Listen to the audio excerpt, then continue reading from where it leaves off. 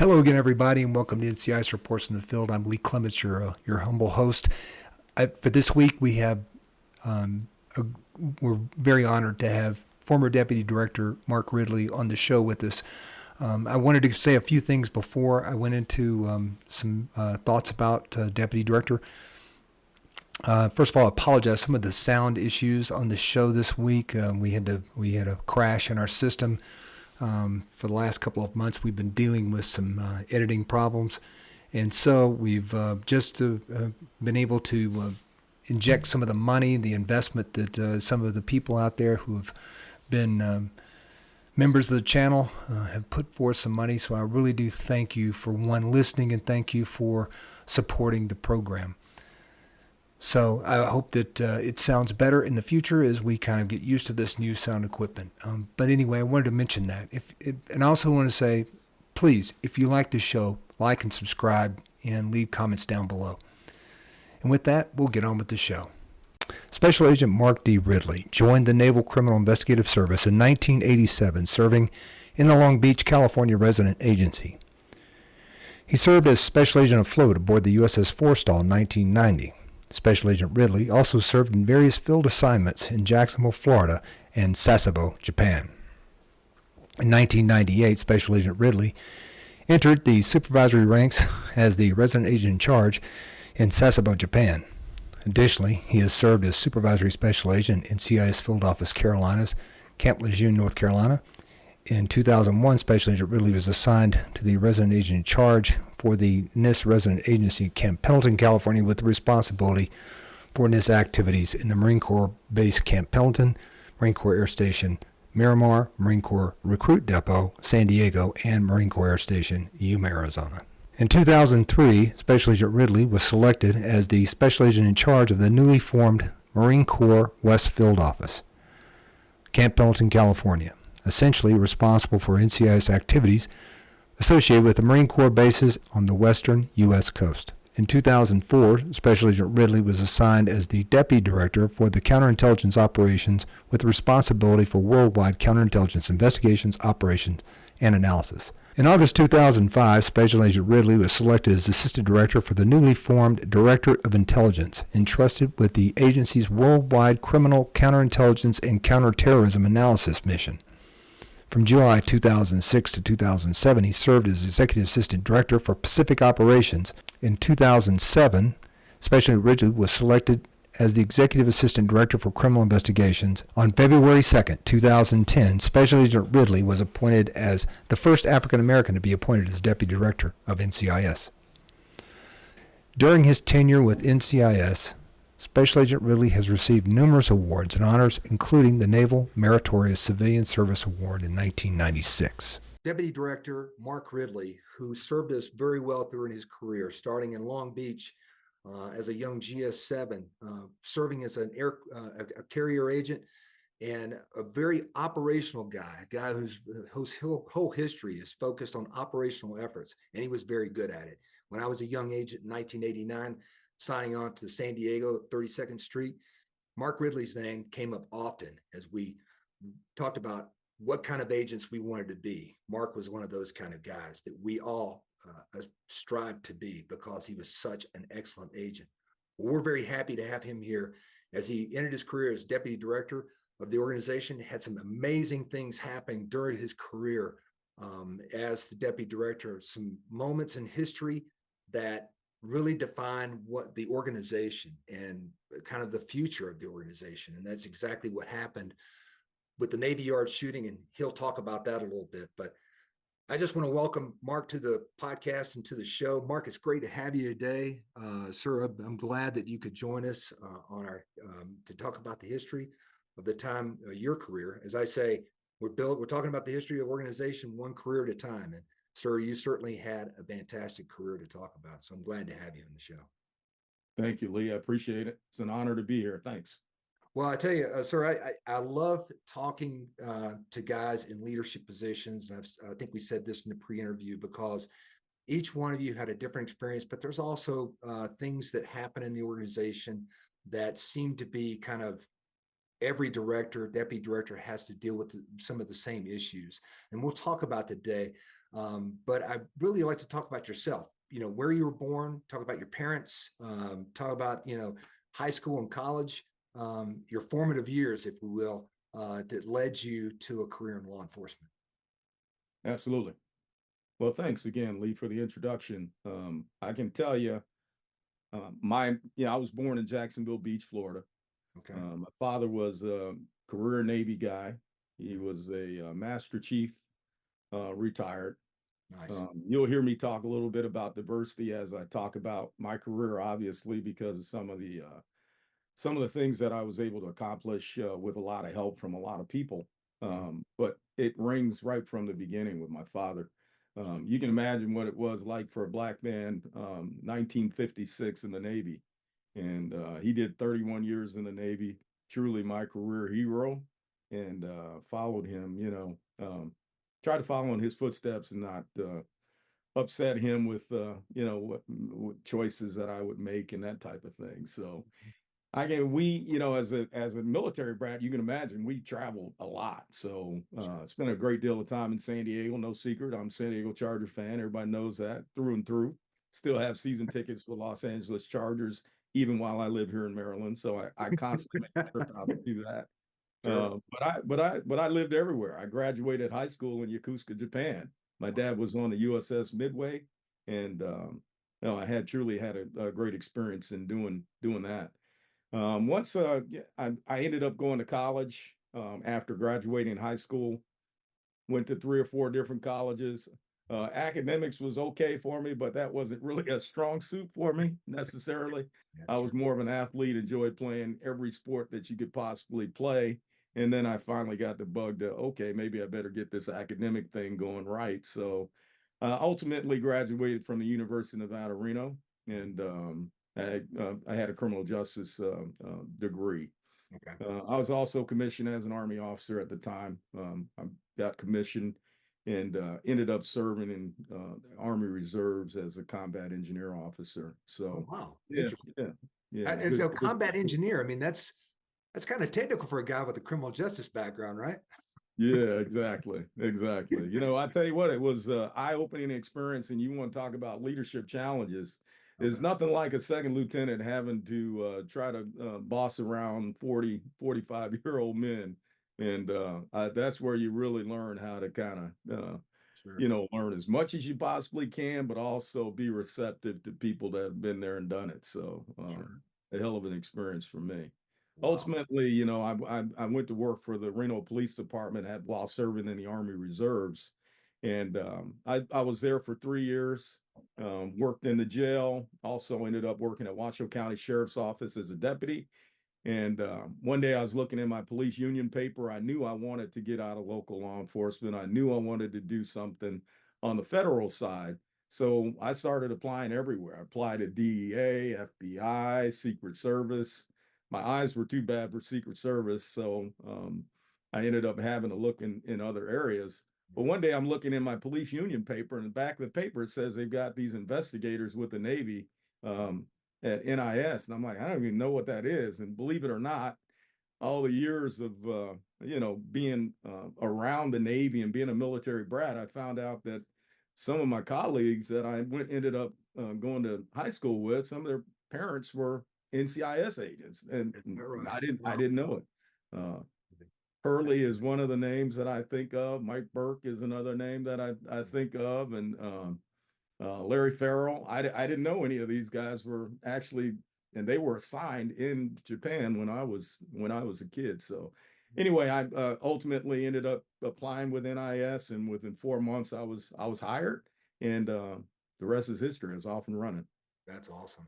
So, it's interesting, Mike Burke and Larry Ferrell, guys who were in the 11 region when you went to Long Beach, right? Because I know Mike was, I know Larry was, but I know Mike, I used to see him when we do the PFA, and Mike served with Kathy's dad in Japan before he passed. And he was telling some great stories about that, but when you get to, did you ever have a conversation with Mike or Larry when you got to Camp Pendleton? Because wasn't Larry at Camp Pendleton as an administrative officer when you were the rack there? Absolutely. Yeah. Yeah. In fact, Larry had retired, and when we built a field office. I was the first SAC of the Marine Corps West Field Office, Mhm. and I had to hire a FOSO. And I went back and I brought Larry back as an administrative officer, and he was our first FOSO Yeah, and did so for the next 5 years. But yeah, I know I always held him in high regard. He was a DRDO back in the day when sure. I was a young guy. He knew my whole history. I didn't know him, but he knew me. Yeah, I mean, like that, because he'd done his homework. yeah, But yeah, tremendous people. I've always, I've had conversations with all those guys yeah. about some of the things that the kids were doing overseas when they were assigned, which is fun. Yeah, That was a sure. fun conversation. I can imagine. So, you get hired by NIS, the Naval Investigative Service at the time, and you're posted to Long Beach, and you're in Reno, Nevada. So, you're going to Long Beach. What was your before your process of being hired? I always like to talk to people about this, the screening board, because I ask everybody about this because new agents today don't understand screening boards that we all had to go through back in the day. And we have a very professional process now. I've done screening boards with NCIS today, much different from the screening boards of the 70s and 80s. So can you talk a little bit about your screening board and who was on it and some of the questions you may have been asked? Yeah, well, I can tell you my first experience with NIS was with the office in Fallon, Nevada. Oh, It's funny, my dad was a commissary officer at the time, but Tony Zagainer was the guy running the office. I is guess it he? was an SRA type position for him. Mhm. So you can imagine my first introduction to NCIS was with Tony Zagainer. I love him to death, but he's a unique character. If anybody that knows Tony will tell Yep. you that he had on his cowboy boots and his big cowboy hat and his belt and his cowboy tie, and here I am going in for a screening board, and I'm like, uh-oh, this is not going to fare well for me. But yeah, I can tell you what, it couldn't be further from the truth, because from the very time I met Tony, I thought I had the job. It was like, hey, when you get hired, you're going to come work here, right here at Fallon. And I'm like, I thought that maybe this guy's got the hiring authority to be able to do all. But long story short, I found out that I had to do more, and I ended up screening out of Treasure Island. And I don't recall the exact folks that were on that screening board for me back then. But I really didn't have much challenge. I think they knew with my background, and I got a little bit of a push. I mean, I was hired within 4 months of applying, which is somewhat unheard of back Sure, then. sure. So I had just a very positive experience with it all. That's great. So you're assigned to Naval Station Long Beach. There are 11, as we call it, the 11th Naval District, 11 LB. So tell me what your first kind of thoughts and memories were when you arrived at the base and saw where you're going to be working. Yeah, it's funny. If I can just take a step back, when I was offered a job, Uh-huh. I was in Reno, Nevada, and Sure. I remember getting a call, and I believe it was Kirby Sumner back then that might have given me the call, Mhm. and he said to me, he says, "Hey, we're going to hire you, and how about Long Beach, California?" I said, "Well, how about Jacksonville?" He said, "How about Long Beach?" I said, "Well, how about Washington?" He said, "How about Long Beach?" I said, "Long Beach it is. Let's go." So they weren't budging on it, and I said, you know what, I was glad to go, Yeah. but I took a little bit of a pay cut. I knew I would make it up later. Yeah. So and then going to Long Beach was just an expensive proposition. Sure. And it just fast forward, I go to FLETC, and I'll talk about diversity some throughout this process, but there were only four, African Americans in our class, and Mhm. I was the only black male, and then three females that were in my class were Sherry Brown, Mhm. and then Phyllis Phil Swade. Underwood at the time, but Phyllis Okay. Wade, Yeah, and then sure. Alma Peterson, which were all friends throughout, throughout my track. And good So anyway, agents too. I get to school, do what we got to do at FLETC. Really enjoyed my time at FLETC. I don't know about you, but when I was first coming out of FLETC, I was like, what am I going to do? How am I going to get started? you know, how do I investigate? What is investigations? I had no idea, but I can Yeah. tell you, I had that fear about, shoot, who's going to help me get, you know, who's going to help me get started?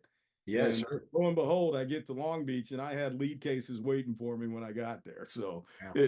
Yeah, I figured it out pretty quickly, and sure. we had a pretty good leadership team there. Yeah. My SSA at the time was, or they called him an ASAC back then, I believe, Yeah. was Larry Skinner, and he was just an old school Mhm. guy that just, I'll tell you what, he's the best supervisor I could have started with. Yeah. And then the rack or sack at the time was Dave Swindle. So you couldn't get a better leadership team and introduction into the agency and getting you started in the agency. Well, they were good people for sure. Tell me about some of the people you work with, because I mean, it was an amazing office. Who a lot of these guys that you work with, along with yourself, rose to leadership in the organizations. Can you talk a little bit about the people that you worked with? Oh, absolutely. I'll tell you, the office is incredible. The folks that I ended up working with over time are still, you know, long-term friends of mine today. Mhm. Um, Dave Swindle, of course, starting to being the boss there. You know, he's probably one of the greatest leaders that I've been around in our organization. You want to talk about a guy that was filled with compassion, but at the same time could drive you to do things that you might ordinarily not have done. So he was really good at being able to do that. Um, Leon Carroll. Leon Carroll was the ASAC for FCI at the time when I first got to LA. And I can tell you, you talk about a professional right from the day that, you know, I met him. And he's been a mentor and a friend. And of course, you know, I probably talk to Leon, you know, once a week, whether it's you know, through email or text or something. And Sure. when I go out to games, every now and then I'll find him in the stadium. So it's kind of cool to be around him. Yeah. Rick Warmack is another guy, of course, who rose as an executive assistant director within the agency. Also, if you guys remember, Rick was the original technical assistant for the NCIS TV show. Right. So Yeah. Rick had a tremendous career, but you know, he was a tremendous FCI agent back in the day. Those guys were working, doing some really significant things. John Wagner, good friend of mine, probably one of my best friends, if not my best friend in the organization over the years. And I mean, he rose through the ranks of, you know, executive assistant director. Me and him worked special operations together. I've got some really fun John Wagner stories that probably can't share, but Me too. they're pretty good. And then you know, we had a cadre of other people. Dwight Clayton ended up being our you know, inspector general for NCIS over time, but of course he passed away. Yeah. Another close friend of mine. And then we just had a bunch of other people: Bob Sanchez, Pete Chavez, Tammy Warmack. We really had an incredible young group of agents working in that office. You know, Rick Warmack is the reason why I'm in this was in this agent, because Rick came from Hoover PD in Alabama, and I was interviewing with Hoover PD. And if it hadn't been for Rick Warmack, I'd be probably still be with Hoover PD or retiring because I go into the interview with the chief, you know, final interview, looks like I'm going to get hired. And he goes, "Hey, you got your paperwork with anybody else?" I said, "Well, it's a little agency called NIS." And literally the chief just froze for a second. He goes, I just lost two of my best officers to NIS. Wow. And one of them was Rick Warmack. And so every time I see Rick, I said, "Thank you, Rick. You saved me, man." I'm so thankful to Rick for helping me get to NCIS in a roundabout way. He did not know that, but I was like, "Hey, it's the reason why I got hired, because you got hired." And so, and Hoover PD was probably the best PD in Alabama. So I was very lucky to kind of have that future, because I knew that my whole goal was to make about $32,000 a year. So I'm with you. you know what I'm saying? In law enforcement, I was gonna be happy with that, but man, Right. far surpassed that. So that was a good thing. But anyway, so let's go back to Long Beach. So you got this great office. Now in those days, I mean, when I showed up at San Diego, I was put on the property squad because you don't have enough time as an investigator. So we're going to put you on the property squad, let you work, you know, bicycles and toolboxes, and until you prove yourself. And I think that was a really good thing for me personally, because it taught me how to be a really good investigator and kind of rely on interrogation skills when I need to when I put the guy in the box. What about you? As far as when you were at Long Beach, what was the philosophy there at Long Beach? Did they say, "Hey, we're going to do this way," or did you go all? Did you decide or learn, "Hey, I want to be an operational guy"? How did that go? I didn't walk in with any pre-identified, way of doing work with NIST. But what I did was, when I got there, was just try to absorb as much as I possibly could. And Larry Skinner put me with a seasoned guy. This was pre, field training agents. We didn't have any of that back in the day, if you remember, Lee. Yeah. So what they would do is they try to team you with a senior person. And I was fortunate enough to have to trail around Bobby Sanchez. Nice. And so he was a tremendous writer. He knew how to write, the NIS way. He was a good investigator. And he had the whole thing. He had the whole package related to liaison. So I started with doing a bunch of general criminal investigations, just like the stuff that you're talking about. And, Larry Skinner, I used to just go to him because I was getting tired of doing some of the nonsense stuff that I was doing. I'm like, "Larry, when are you gonna give me a real case? I need a real case, man." And he's like, "Rid, how many times are you gonna say this to me?" I'm sitting in the office with Bobby Sanchez one day, and Larry comes into the office, and he tells Bob, he says, "Hey, look, we've got a robbery at the credit union on base going on right now." So I jump in, I'm throwing all my leather on. I'm like, let's go, let's go. Bobby says, "Hey, Red, sit down, chill out." He said, "We don't engage people. We come in after the fact." I said, "Not me. I want to go. Let's go now." Anyway, Oh man, that's great stuff. the police, the shore patrol folks, and the responding police officers were there, settled the situation, and then of course we walked in with the FBI and investigated. Ultimately, we brought those guys to justice sometime afterwards. Yeah, But my real first big case, Larry comes to me and says, "Hey, look, there's a triple homicide in Monterey Park, California, and Red, it's you. Here's your case." I said, "Okay, how did you about get the time, name? Larry. Now I'm ready." Hey, so how did you get the name Red? What's the deal with that? The Red, that's my nickname. It's Oh, instead okay. of saying Ridley, they call me Red. Oh, okay. So that Oh, was I thought it said RED, so it's RID, Rid. Okay. RID. Yeah, yeah. Roger. They call me Red. That's good Yeah. stuff. So anyway, I mean, it was fun. We had a good time in that office. But ultimately, after doing some of that work, I recall vividly a case that Dwight Clayton was working, and this is right before he ended up transferring into foreign counterintelligence into FCI. Mhm. He was working a case involving a gentleman that was selling cocaine out of the clinic on base. Oh, wow. So ultimately, he had worked this case, and there were a couple of other people that were implicated. Long story short, he asked me to interrogate the gentleman, and I did. I ended up interrogating the guy, but I got about halfway through the interview with the gentleman, and I realized that he could buy drugs from all kinds of people. Clayton was not happy because he wanted to hammer the guy for 40 years for an ounce of cocaine, and I'm like, "Dude, let's play this thing out." So Sure.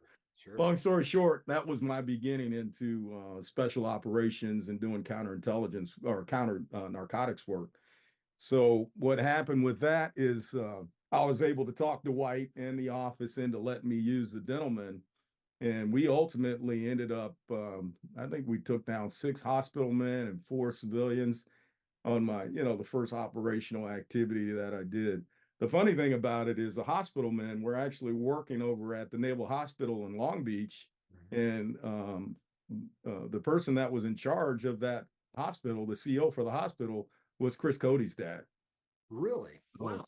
yeah, so that was my introduction to Chris, even though I didn't know him. I heard about him through his father. His father was quite a guy. I think he's since passed, but you talk about a small world and who you come across in the Navy, Department of Navy people. It's a interesting story.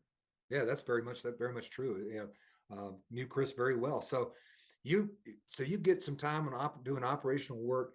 And at what point do you say, hey, I want to go aboard an aircraft carrier? I want to try and be a float agent. So did you have a conversation with Mr. Swindle, or how did that work?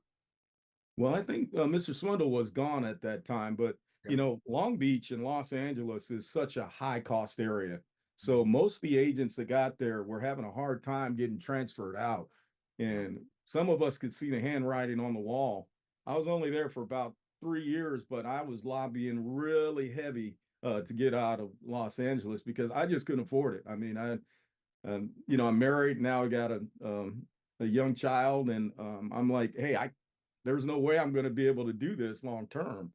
Mhm. And so, I mean, I looked at every option. I actually interviewed with LAPD because those guys All were right. making double what we were making They back in sure the were. day. So Yeah. I had considered doing that. And it's funny because a couple of us were trying to get an aircraft carrier. Dwight was working directly for Leon at the time. I wasn't working for Leon. He was an FCI, but Leon called in a marker for me. He called Vic McPherson, and he got me an aircraft carrier, out of Jacksonville, the Nice. USS Forrestal. So I know it was Vic that well, it was Leon through Vic that got me out of LA and ultimately helped me stay with the agency because I would have had to move on to do something else. Mhm. Well, I got to tell you, that was my reason for going to the Kitty Hawk, because it was high cost down in not like Long Beach, but it was high cost in San Diego.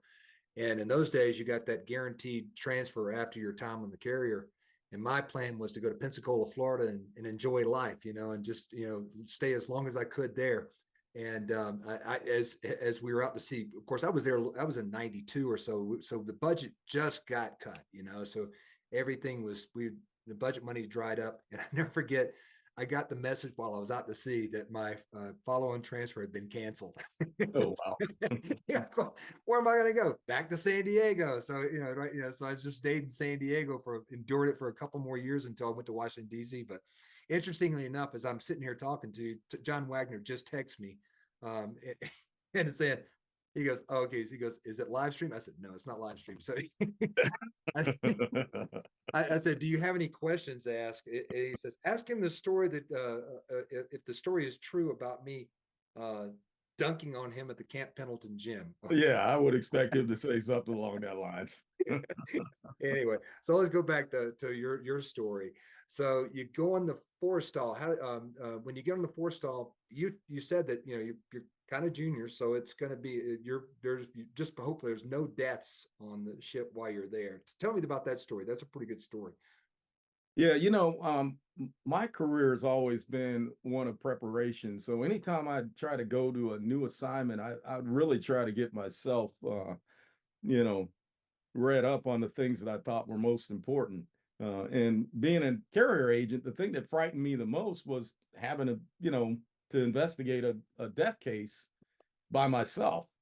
What was going on with the carrier agents back when is that they would assign two agents aboard ship. Of course, when I ended up going aboard the Forrestal, I was the only agent on board the ship, 28 years old, about a little less than 3 years experience as an NCIS agent. I was definitely afraid of having, those one of those cases happen on my watch. So what I did is, I don't know if you remember the old death investigations chapter 8. Man, I read that thing back and forth and back, and I'm like, and then I prayed that I wouldn't get a death case.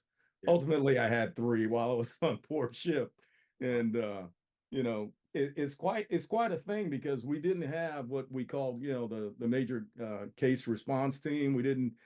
We had a forensic expert, but good luck in finding somebody to kind of get on the scene to help you process the scene. Sure. So you ultimately end up processing those scenes by yourself. I can tell you, it made me a stronger agent because I was able to do it. I was able to do it all, and then I've had a history of working a bunch of death cases over the years afterwards. So quite an experience, but definitely one that stretches you out of your comfort zone and makes you grow. Did you deploy while you're on the ship, or was the Forrestal just doing local stuff? No, my most of mine was coming out of the yards in Portsmouth, Oh, and then the workups for the for the deployment, and then I came off of the ship at that time.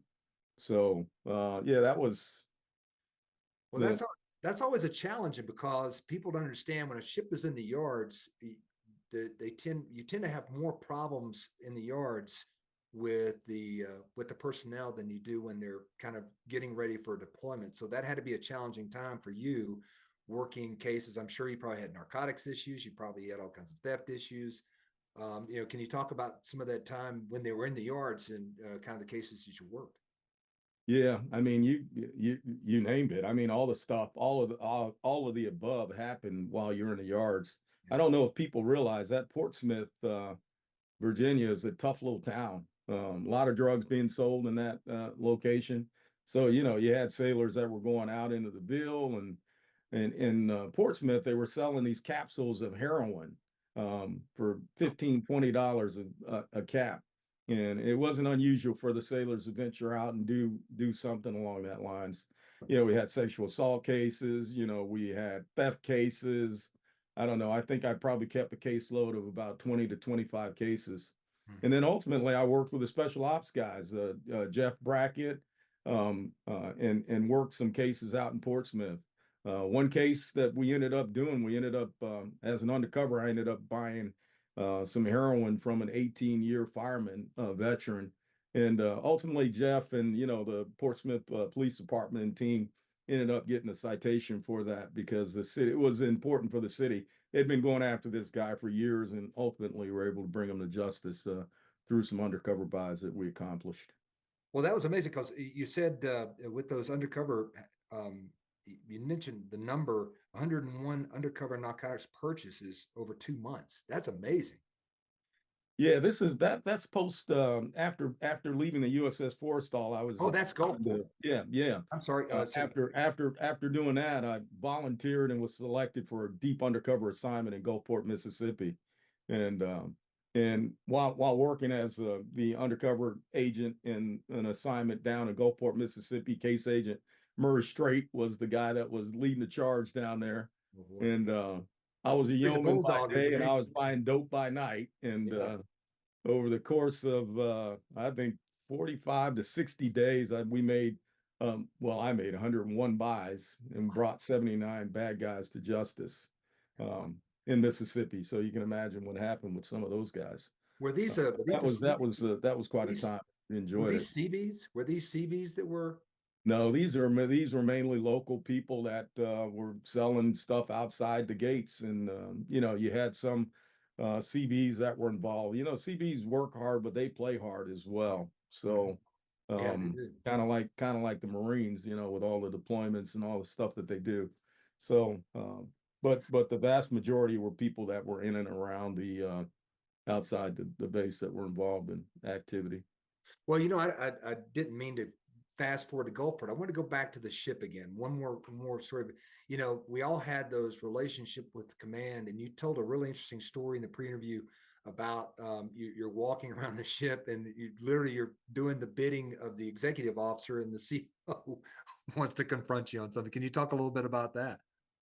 Oh yeah, absolutely. So yes, I'm on board on the Forrestal here, and I get a call from the XO, and he tells me that they've got a situation where there's some classified missing in a sensitive space on board the ship. And of course, me being a general criminal guy with operational background, that's about as foreign to me as anything that I could possibly get involved in. Yeah. That being said, I'm jumping on the phone, just trying to figure out, hey, what do I make sure I do all this stuff right? Mhm. I go up there, I do what I need to do in the space, and probably about, probably 10 minutes after I get back to my office on board the ship, I get a call to meet with the CO and a bunch of the senior leaders on the ship. And the CO is just reading me the riot act. He's like, "Why are you, Mr. NIS agent, walking into my spaces, investigating this and doing that?" And I said, "First of all, hey, time out. The XO invited me to do this particular piece, and I'm just doing the job that I'm supposed to do anyway." Said, "You should probably talk to the XO more about that."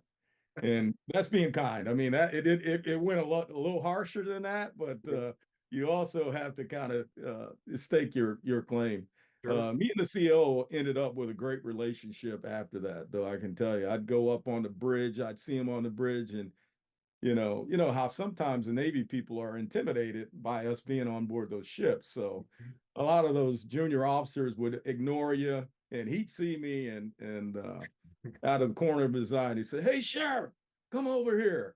And I just smile at those junior officers as I walk by them, and then I just jaw jack with the CO. We had, it's quite an experience being on the ship, as you There know. was that, there really was that factor of gaining the trust of the CO, because it seemed that first meeting was, they're always going to say, "Hey, I've never been investigated by NIS before," or, one time I got some involvement with NIS because my squadron gave me an ejection seat or something as a Right, exactly. I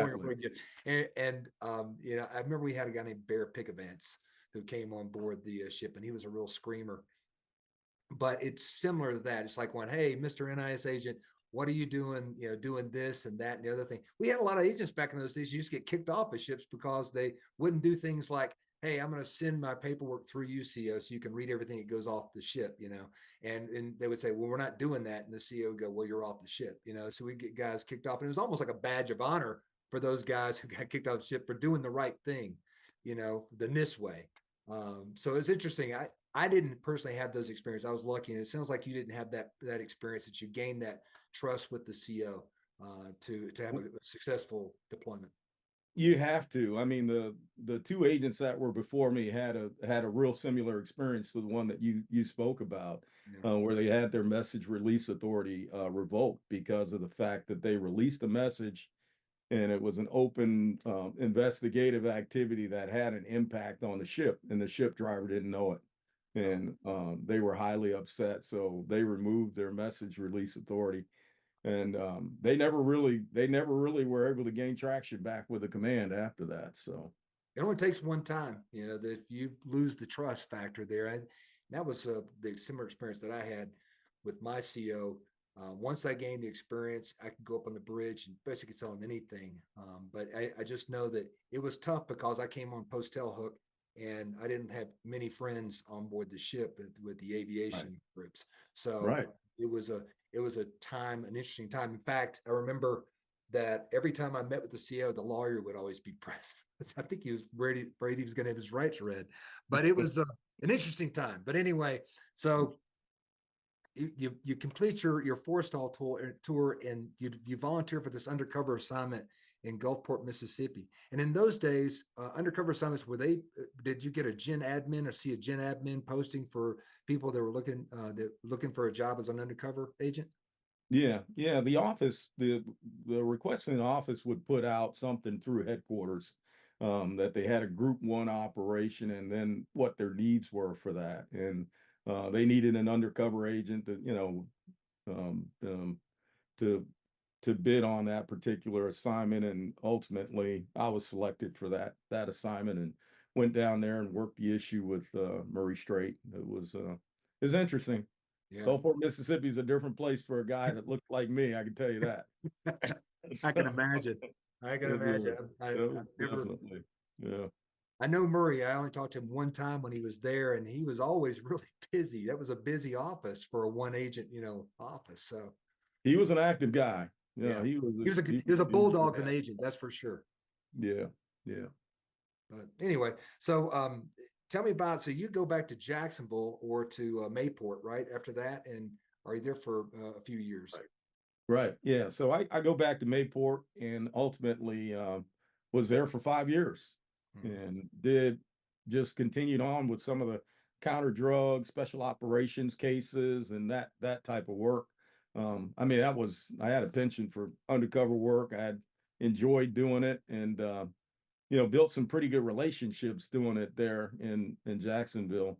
In a place like Jacksonville, Mayport, the Navy is a big part of the community. So a large part of some of the drug activity and some of the illegal activity centered around our sailors that were transiting outside our gates. So we put together some pretty proactive work as a team, and I mean we did some good things.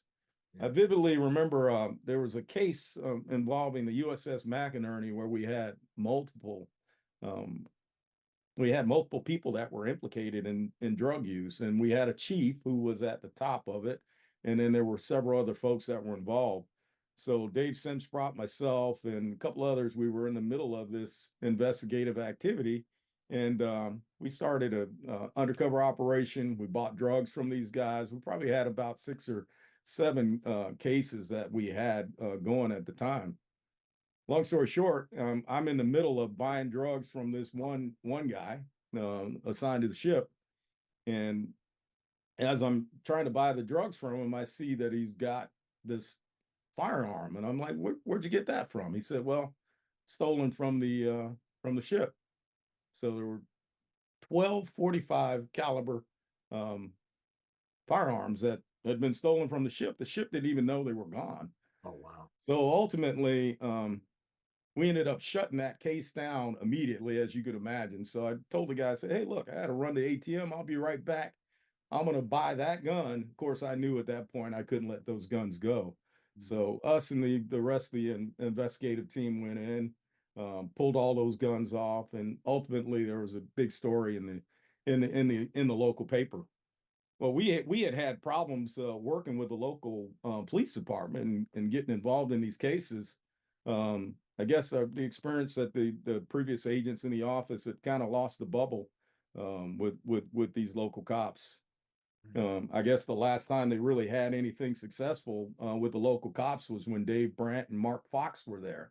And these two guys from Jacksonville Beach, Atlantic Beach, I think they were really in cahoots and working well with Mark Fox, but after that, they lost the bubble. So long story short, before, we had that case with the McInerney, I went down and meet with the cops, and they're looking at me like, they didn't really have a lot of trust in us. But after we did that case and they saw that those guns were retrieved, they called me one day and said, "Hey, Mark, what else you got going on?" And ultimately, I ended up working with those guys probably for the next 4 or 5 years, and we did a lot of work on a lot of cases, drugs, stolen property. That's right. Proactive work was what it was all about. I probably kept a caseload of more than 40 cases, and all of them were initiative cases. So that was fun. Well, the next thing I want to talk about is, when I interviewed Director Nedrow, Roy Nedrow, he talked about probably the the proudest moment as his time as director was um, the initiation of a cold case protocol or cold case investigative strategy at NCIS, beginning with the Virgin Islands Task Force. Can you tell me a little bit about the Virgin Islands Task Force, how you were selected, and how that all went about? Yeah. So the Virgin Islands Task Force, we had a case where a lieutenant was killed, tragically killed, as he was trying to make a phone call when a ship was in Liberty in St. Thomas, Virgin Islands. The local office, I guess, in Puerto Rico had done some investigative work with it, but the case really was a Virgin Islands Police Department case. You did have the FBI involved in it. You had U.S. Marshals involved in it. But the problem with the whole case from the very beginning, this originated back in 1993. They didn't get much traction on being able to resolve or solve the case. So, you had different types of data that were stuck with the police department. Some was with the FBI. Some was with NIST.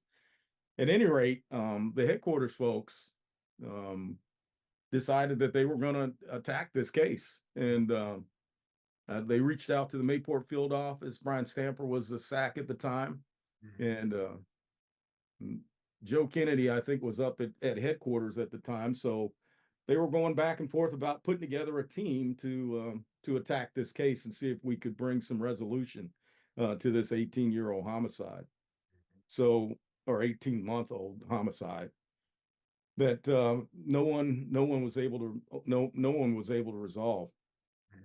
The work was good. I mean, what happened with it was they made 2 co-case agents out of it.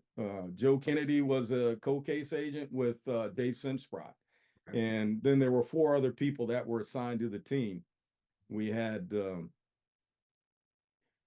Chris McGady was one of the guys, Bob Rivera, Mike Donnelly, and myself. And all of us had kind of unique skill set.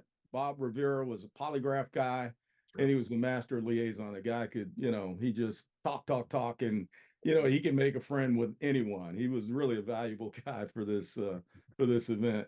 McGady was just a good criminal investigator. Donnelly was there as an investigator as well, and I think they used me as a guy because they thought we were going to be able to do some undercover related stuff, or some, maybe recruit some informants to be able to identify the issue.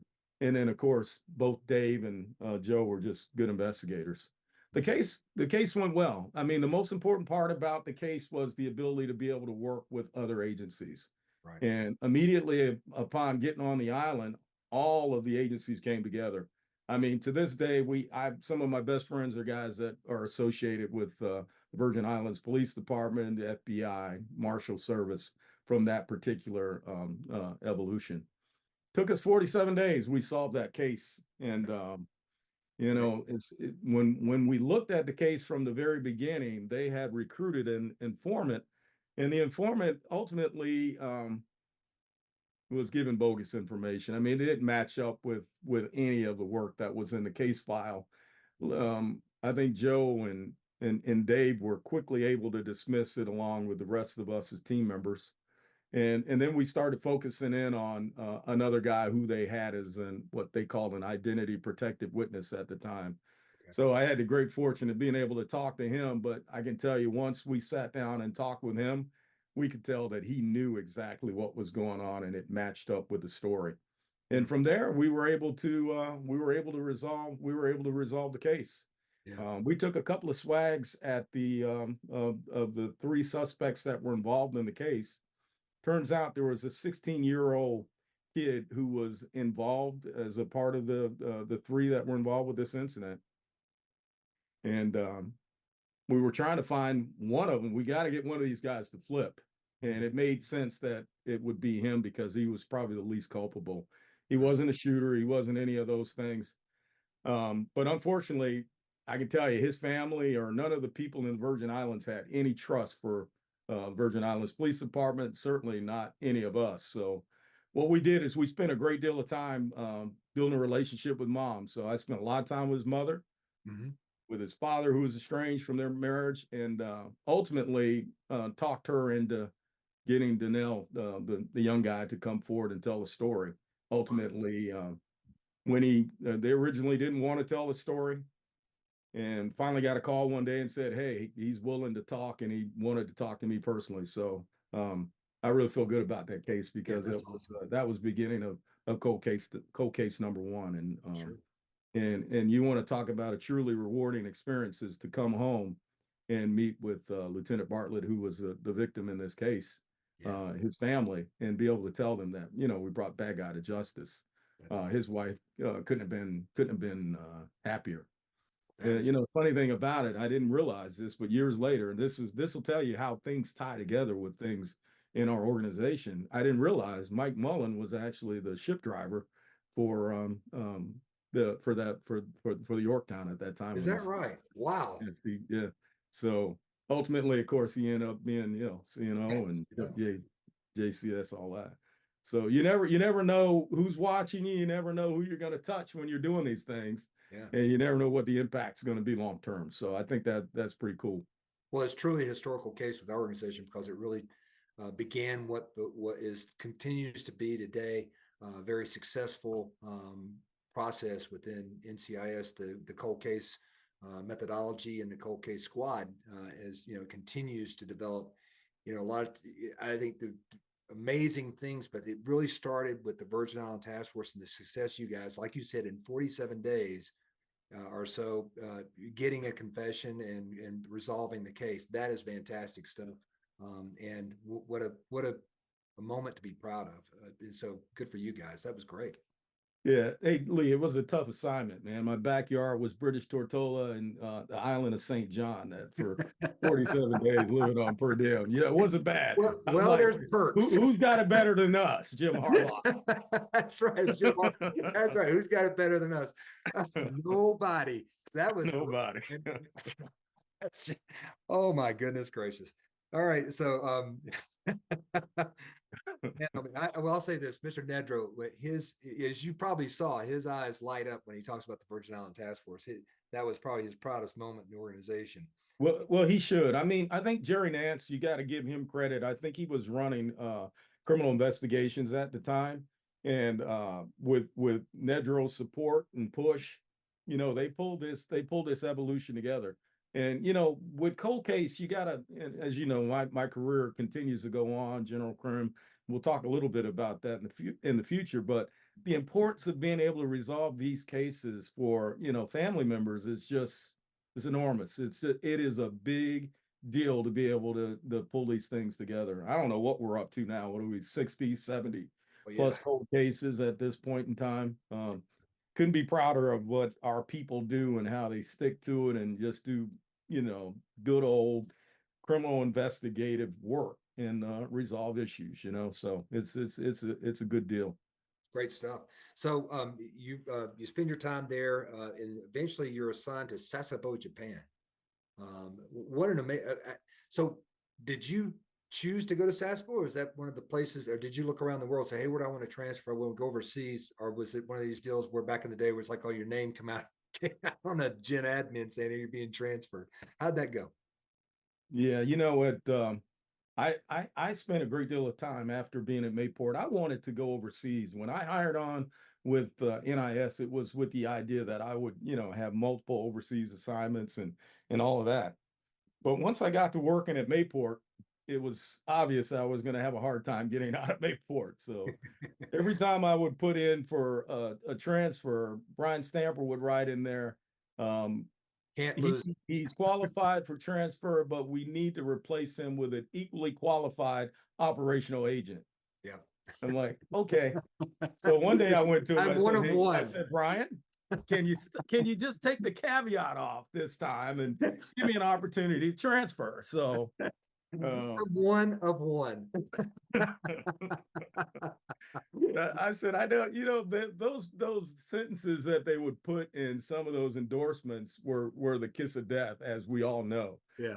And he knew what he was doing at the time. So luckily he took the caveat off, and I get a call from headquarters. I put in for 5 different assignments, and Vic called me, and of course he gave me the 6th option, which was not even on my list. He says, how about you go to Sasebo, Japan? I said, okay, I don't care. Let's go to Sasebo, Japan. Yeah. And then I hung up the phone and I had to go figure out where Sasebo was. I had no idea where it was, island of Kyushu. Sure. And long story short, it ends up being the best probably one of my favorite assignments from the whole time that I've been with the organization. You just can't go wrong when you travel and you do something different, learn something different, and experience something different like you do in a place like Sasebo. Yeah.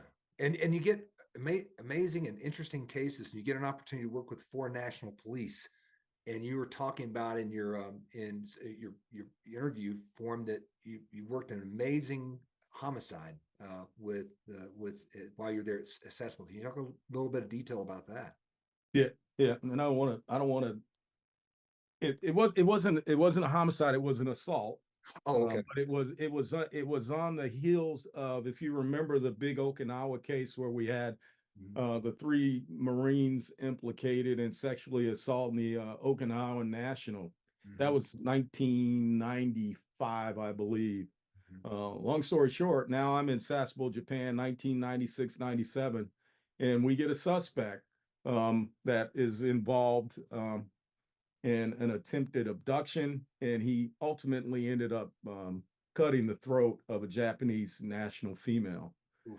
So it got a lot of publicity, and it was right on the heels of the Okinawa incident, and it was the most significant, case since that one. And you can imagine, what kind of impact that has on the relationship with the Japanese government and U.S. forces. So USF, U.S. forces they were under the gun to do something quickly to try to minimize, this incident. It was pretty serious. The lady, luckily, she did survive, but I mean, he cut her from ear to ear, and but she did survive. But this case ended up being the U.S. forces decided they were going to turn this suspect over to the Japanese before indictment. First time in our history that we've done it. And Walter Mondale had happened to be the ambassador to Japan at the time and helped work with U.S. Forces Japan. And we ultimately turned Swanson over to the Japanese authorities. Of course, while we were interviewing him and working with the Japanese police, he had several other cases that he was involved in. He'd broken into A-33, which is the big Navy exchange in Yokosuka, and stole a bunch of gear and a bunch of things. So I think we ended up resolving 4 or 5 different cases when we got done with this guy. You know, serving in a foreign environment is really tough, because if you think about it, they were putting the Marines and U.S. forces on a curfew. They were trying to minimize some of the things that were going on overseas because of the impact that it had on our relationship with these foreign entities. Right. Yeah, I can imagine. It's 'cause when you have something like that, it's like, how was your experience working with the Japanese police there? You know, the Japanese police, and I'll just take a step back. When I got there, I mean, our office, we had 5 agents assigned to the office. And when I showed up, Mike McGlynn was the boss, had Sue and Dave Racer, and there was one other agent along with me. Well, ultimately, Mike left, and they only backfilled the office with no one. So it was just me, Sue, and Dave. And Dave ended up being deployed to Bosnia or Croatia. So ultimately ended up being just Sue and I, port and starboard. Oh, wow. And so when the cases would happen, I mean, me and her would work in collaboration with the Japanese police, and they're unique. You're right. They're very unique police force because of the way that they go about things.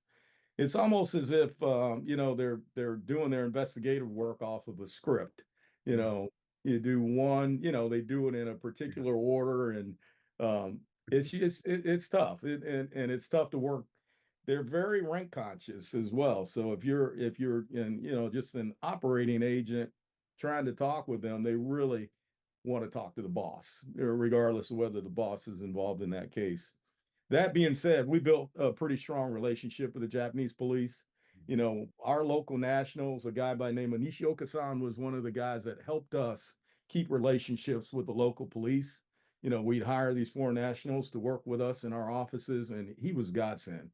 Him and some of the other folks that were working in the office to help, you know, work the relationships with the local police department. Man, that's awesome. Okay, so what I'm going to do now is I'm going to take a bathroom break because I need to go to the bathroom, because we're in about an hour and 15 or 20, 15 minutes or so. And we'll go continue with Sasebo when we get back, because this is where you become a supervisor, which is interesting because when we talk about these times, you know, we talked about kind of people getting promoted to management. You know, it was 14 years for me.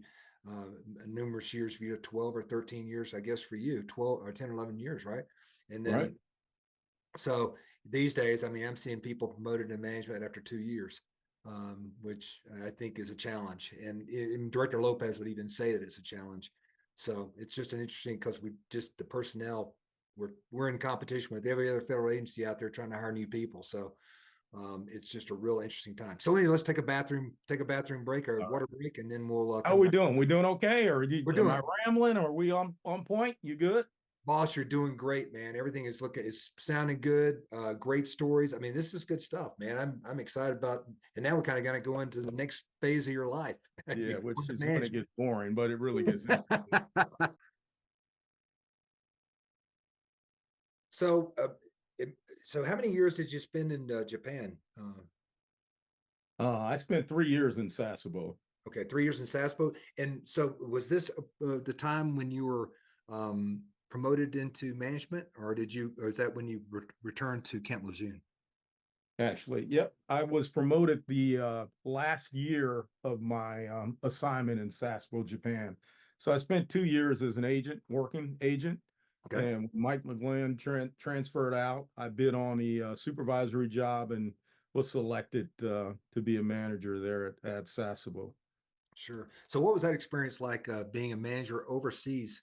And I know you had some good people working for you because you had Susan Racer, you said, and were they still there, Dave and Susan?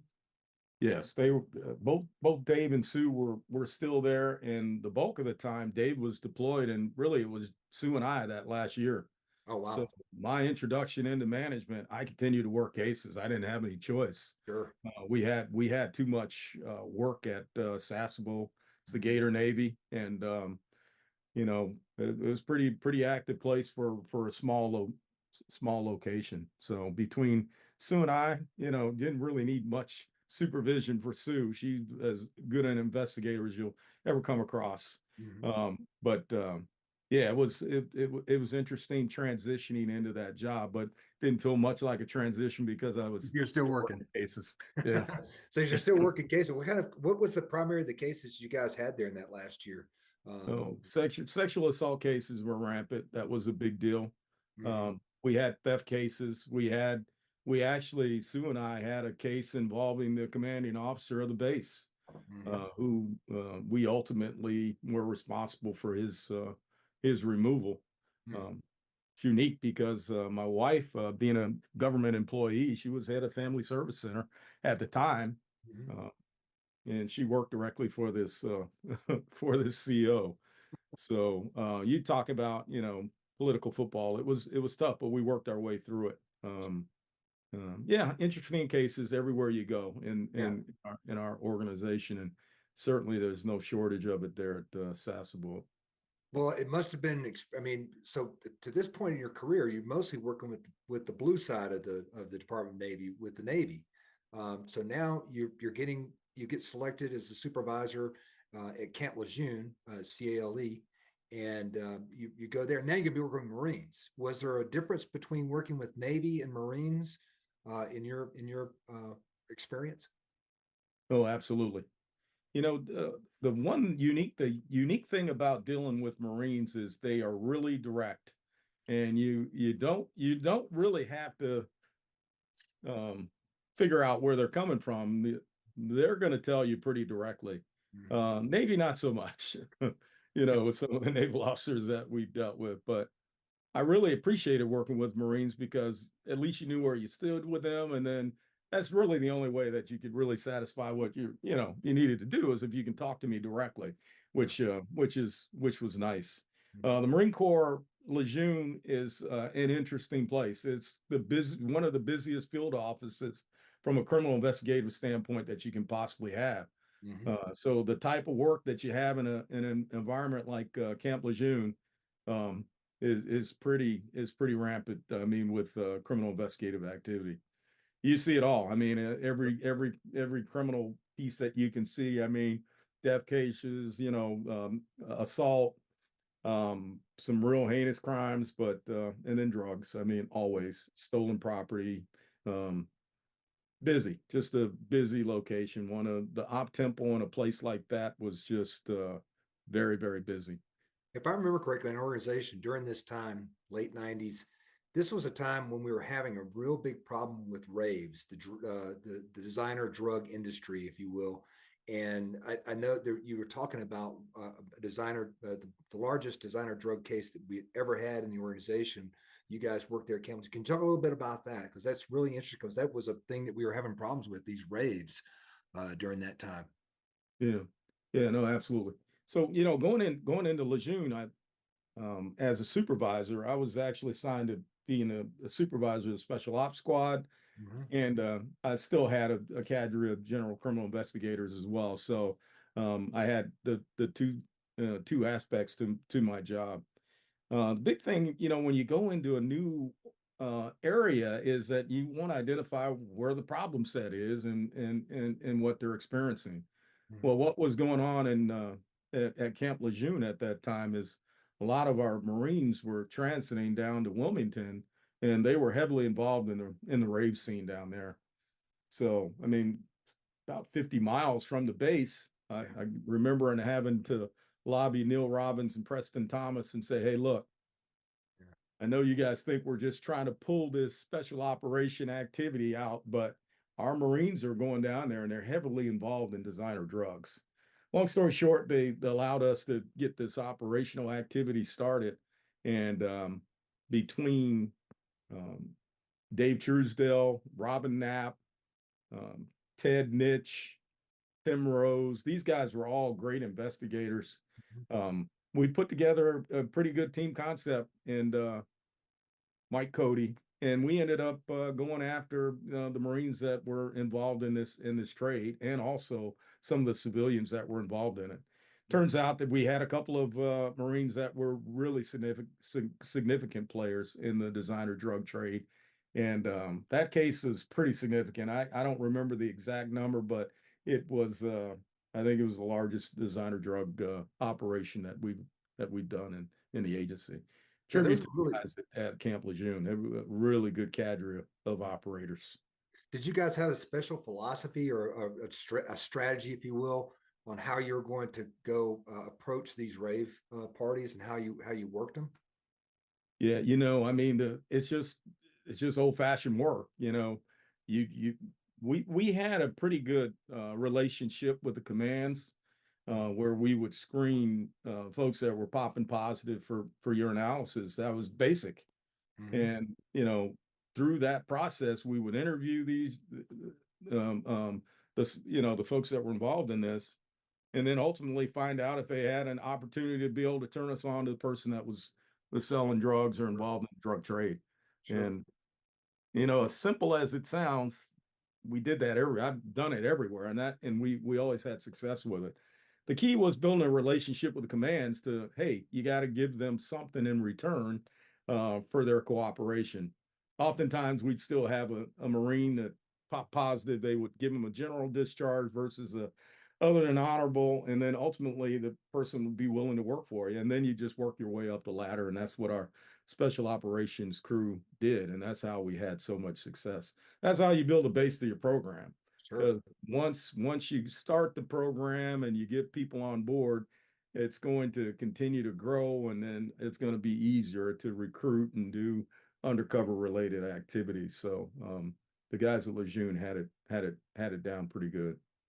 So you spent how many years in Camp Lejeune? Did you were you there until you and then you went back to the West Coast to Camp Right. Pendleton? Right. So I was only at Camp Lejeune for 2 years and 2 months, Oh wow. and I recall I guess I'm at the 14-year mark in my career at this time, Mm-hmm. and I'm looking to go into an ASAC related job. Mm-hmm. It took me 11 years to become a first line supervisor, which is kind of unheard of compared to today. Yep. But then I thought I was ready, and I wanted to do something additional. Mm-hmm. So I saw the announcement come out for Camp Pendleton, and they were really looking for a 14 who was already seasoned. They put it out to the masses. No one jumped on it. No one had any interest in going to Camp Pendleton as a racket, as an existing 14. So Sure. they reran the announcement, and I did some lobbying with Neil Robbins, and he ultimately um, recommended that I get promoted to GS-14. So I was promoted to 14 and came out to become the rack at um, Marine Corps. Well, it was Camp Pendleton Field Office under San Diego at the Sure. time. At the John time. Cooper was the boss out in San Diego at that time. So in those days, we were still in the old building there at Camp Pendleton, which Right. had quite a reputation. Even some people said was haunted. So Yeah. Yeah. it was a interesting building for sure, an old World War II building that you guys were in. Talk about some of the people that you had working there at your office while you're at the RAC, the resident agent in charge at Pendleton. Oh man. I mean, I had some incredible agents over time there, and I hate to name folks because I know I'm going to miss someone, and they're gonna hear this thing and say, "Hey, you didn't mention me, boss." But I mean, we had some great people, starting with Artie Spafford. I don't know if he's one of the best investigators the agency ever had. Yep. Guy that I have a ultimate respect for, Calhoun, Clarence Sure. Calhoun. If you remember him from days Oh, gone Cal, by. absolutely. Um, That some poor of guy the did Marine more agents time on the we USS had. Kitty Hawk than any agent I think's ever had to, and God bless him. Oh It's yeah. like, I Oh don't think yeah. he'd get off. It's like, Yeah. Yeah. he's a good And then, man. I mean, we had a cadre of Marine agents that were just incredible. So Mike Bradford, Greg Reed, Mike Cody.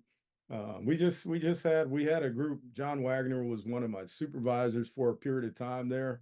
Me and him crossed paths quite a bit over time. Mhm. And Dina Massey. I mean, the list goes on and on. I had just a great group of people that I worked with there. Kathy Hampton was the salt, though. I mean, we can talk about all the agents that we want, but it's administrative professionals that kept us out of the fire, and she did that for me on a regular. So yeah, You're still doing it today.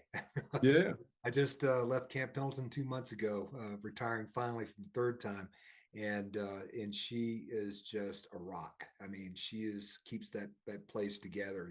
Make sure that they're organized and things are done right. She's good people. for sure, for sure. So talk about this is right at the beginning of Operation Iraqi Freedom, but probably we're just now. 9/11's happened. Were you there during 9/11? I was. Yep. And um, you talked about you and Ernie Simon had to go to one MEF to kind of lobby and talk about deploying agents in a combat environment. Can you talk a little bit about that process? Yeah, absolutely. So I know that Ernie, I don't know if it was Ernie's initiative or if he was tasked by headquarters to see if we could get to the Marines and lobby them to allow civilian agents to deploy with Marines in a deployed environment. If you remember, I mean, what we've done for years at both Camp Lejeune and Camp Pendleton is we would assign Marine special agents, of course, uniform wearing Marines, that would get NCIS tours and work alongside NCIS agents. Um, they're always good. They've always been good. Some of the best investigators were some of the Marine special agents. The only problem is when they go down range sometimes as uniform people and they weren't under the auspice of the field office or the leadership. That's where command influence would play. Yeah. And you think about, we had Haditha during that time frame. I mean, we had some other significant war crime related stuff that transpired during that time frame. And it's very difficult to be able to be an objective investigator when you're under a command structure. Right. So long story short, Ernie asked if I could get him and I on the schedule to talk with the one MEF commanding officer at the time, the Lieutenant General Conway. What a gentleman. I mean, what a gentleman. Guy, just a big strapping Marine. Yep. Looks like Lee Marvin when you look at him. I mean, and Yeah. one of the people I respect probably the most. At the time, we had the first Mardiv was Jim Mattis was the 2-star at the time there. So we built quite a relationship with those folks. Long story short, we kind of did an end around with the command because if you're going to get an audience with a 3-star at that level, you got to go through a staff. Yeah.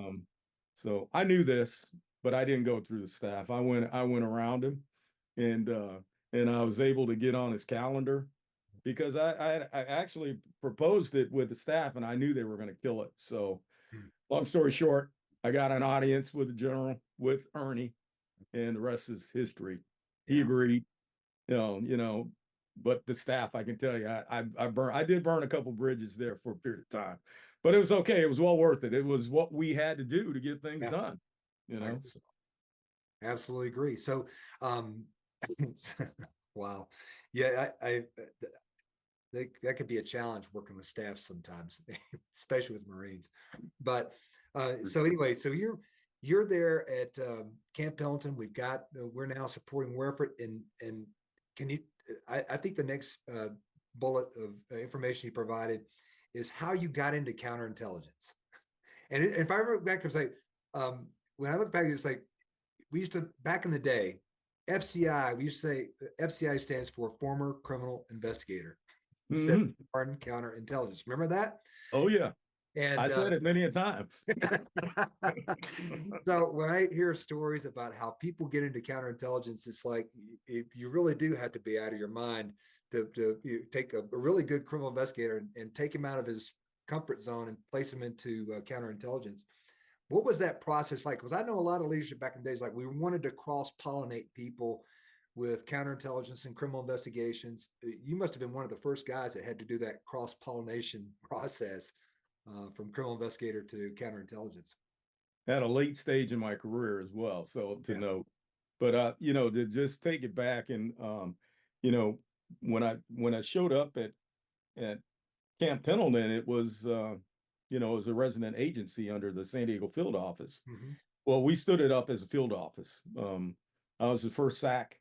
I was only in the job a year before headquarters actually summoned me to come back. It was time to come back to the building finally. And I never spent any time in the building.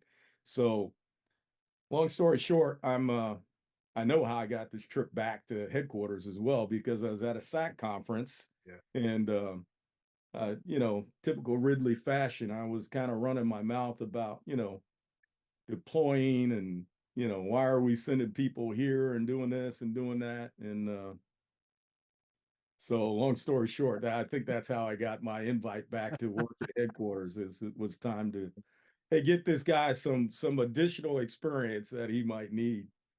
So it's funny, there were only two jobs that were available. There was a counterterrorism, the DAD for counterterrorism, and DAD for CI. And I got a personal call from Tom Beachrow. He says, hey, look, we want you to apply for one of these jobs. Ernie Simon said, hey, it's time for you to go back in the building. Like, okay, I gotta pay homage. I get it. You want me to come back? You want me to come back? Yeah. So I didn't put in for the CI job because I'm like, there's no way in the world they put me in counterintelligence. Yeah. So I put in for a counterterrorism job, and of course they gave me the DAD for CI. Yeah. Well, and if you know anything about our, you know, counterintelligence program, that job that they put me in was the job that Dave Brand had. That was the job that Tom Beachrow had. All these folks have served in those positions. And so you can imagine all the CI people that were fighting to get that particular job. Yeah. So Beachrow calls me, Tom Beachrow calls me, and he says, hey, look, I know you applied for the CT job, but we want you to go into CI. And I said, you're out of your fucking mind, Tom. You're out of your mind. I said, what are you trying to do to me? You know, I've been a criminal investigator my whole career. And I said, what are you doing to me? So he said, he said to me, he said, Mark, I need a leader in the program. He says, everybody wants this job. He says, but you're going to find that we need to do things different when you get back there. And he said, I just want you to do what you've done everywhere else.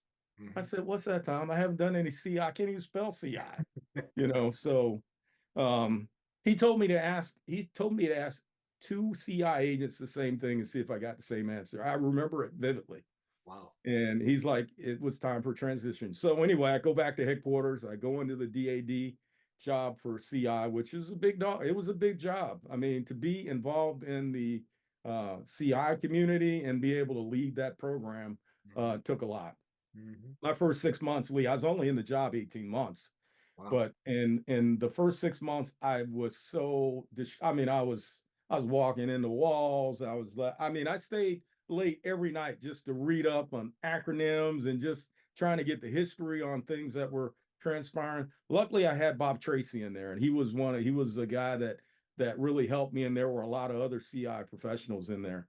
But ultimately, what we ended up doing is, because of my operational background, one of the things I said is that, hey, we got to look at the operations that we're doing in CI and let's see if they have any relevance. Well, long story short, in that period of time, after I figured out what I was doing in CI, we reviewed all of the operational efforts in the agency, and we ended up shutting down half of the initiatives.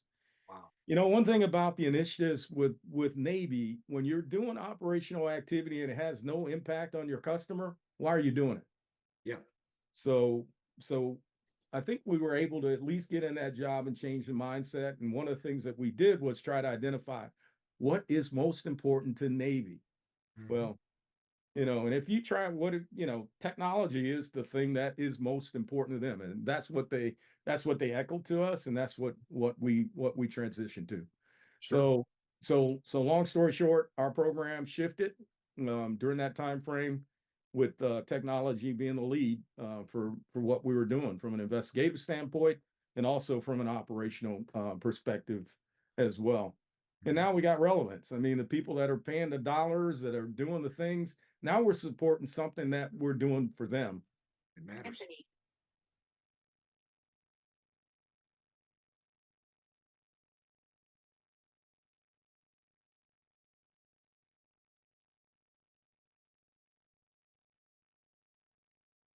You good? Yeah, sorry about that. Yeah, yeah. If you need to take a call, just take a call. Well, I can No, help. I'm good. I'm good. I thought I had it off, but it came back on. Mine's doing the same thing. So yeah, that's interesting, because technology protection was one of the most satisfying jobs I ever had when I got transferred to headquarters, go back to the building, do my time there as a division chief. And I remember that was one of the most satisfying times that I ever had, was developing those operations I was man training equipping. I wasn't developing any operations. I was just making sure that the field had what they needed to support the technology protection. And I think that was one of the most satisfying times of my career, working there at headquarters. So that was a good thing. Yeah, so interesting. During that time, you actually, I didn't realize this, but you helped establish the Deployment Support Office, because we talked about that, downrange support to the Marines and to coalition forces during Operation Iraqi Freedom and Operation Enduring Freedom. Talk a little bit about how that came about, because I was a member of CRFO, which was kind of evolved from the Deployment Support Office. Talk a little bit about that if you can. Yeah, no, absolutely. We knew we had a growing concern with deploying with we've been at war endlessly for almost over 2 decades now at this point. But back then, I mean, we were in the midst of needing to support warfighter and wartime environment. Yeah. And the need was great. I mean, there were all kinds of missions that were coming in from different directions. Some were coming from the CI side, support to some of those activities. Some of them were CT related initiatives. And the funny thing about it, when you're sitting at headquarters, and coming from being a guy in the field my whole career to being in headquarters and seeing the impact of how we get involved in some of the things, was eye-opening experience. Sure. Think about the money that we were getting paid for national intelligence program money, military intelligence program money.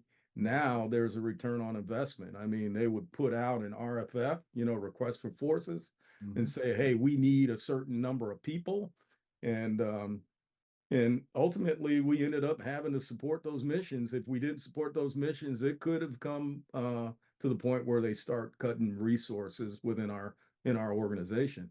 So that's really the driving force behind some of this. I mean, not only help with our primary stakeholders, the Navy and the Marine Corps, but is also those purple missions that were out there as well, because of the money that we were being paid from NIP and MIP money.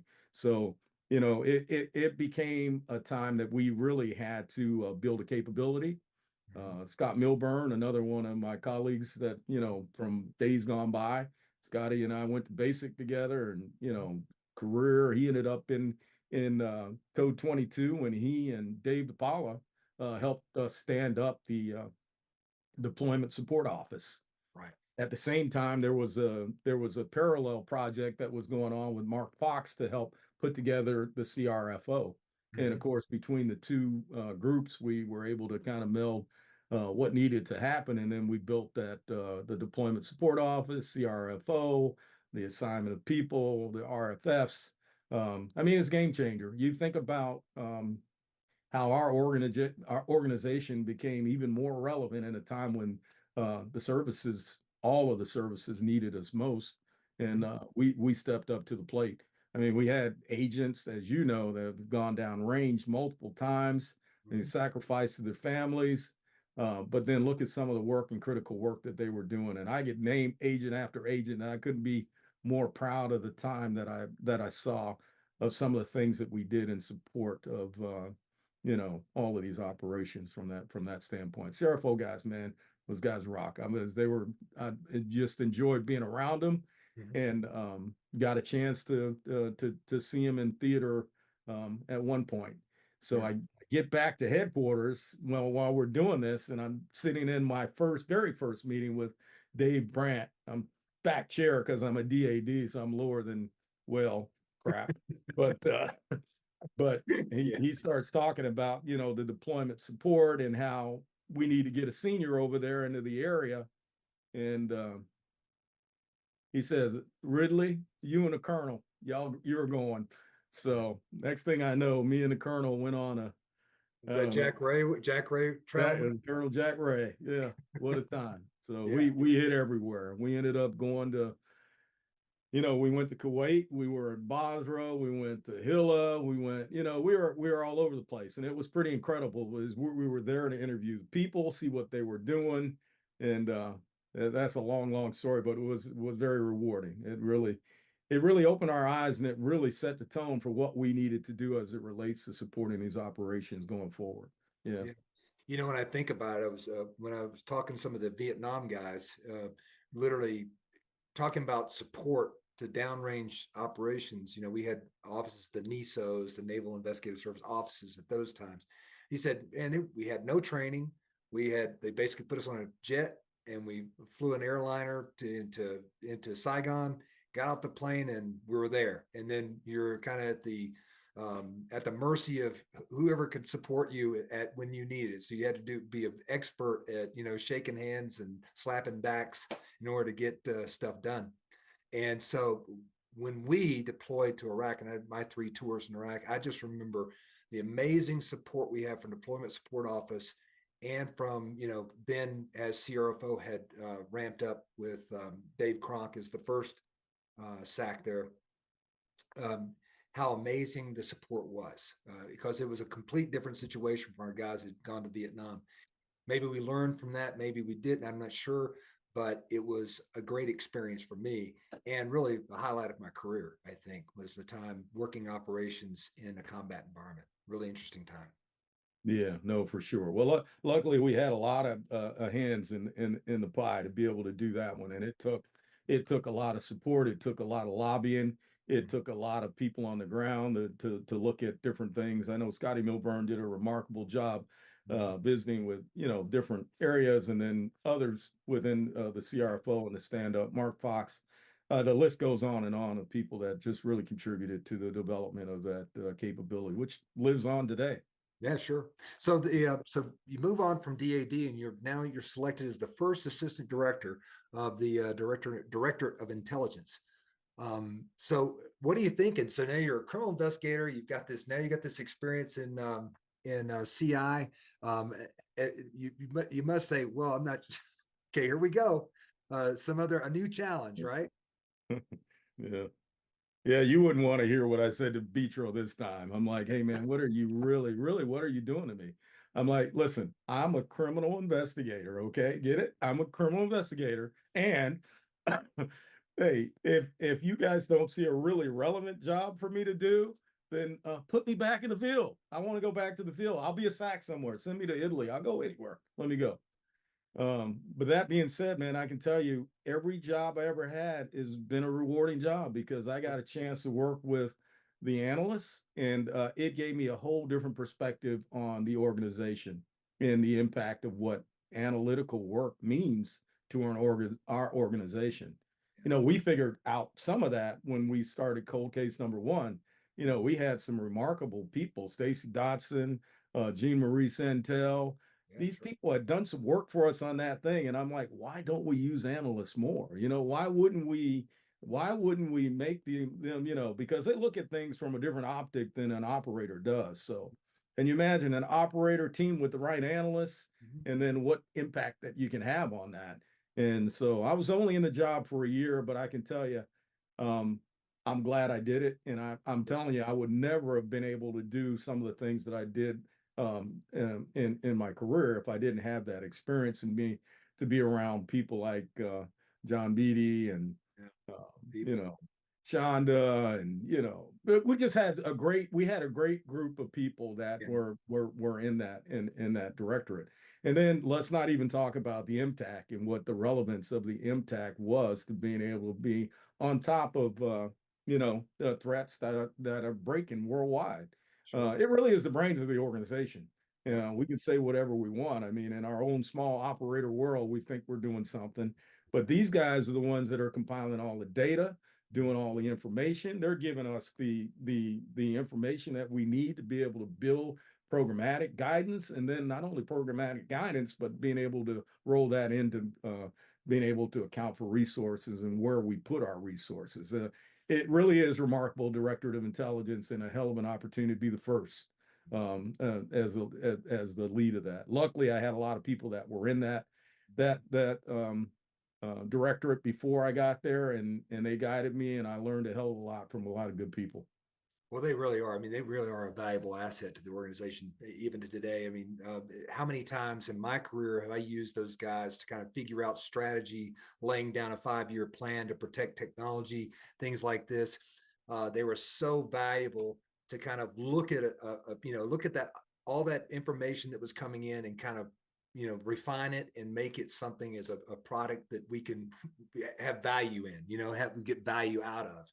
So what a great, the Director of Intelligence. I agree with you 100%. I could not have done my job without the Director of Intelligence developing strategy, a long-term strategy on stuff. So it was, you're exactly right. So after that, you're now moving, you're moving fast.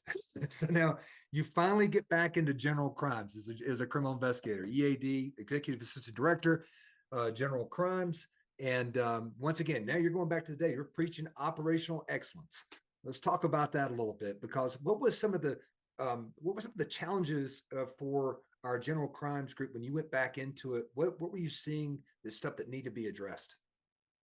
Well, definitely. And Lee, we skipped a spot, because after I left the Director of Intelligence, I actually ended up going into EAD PAC. EAD PAC.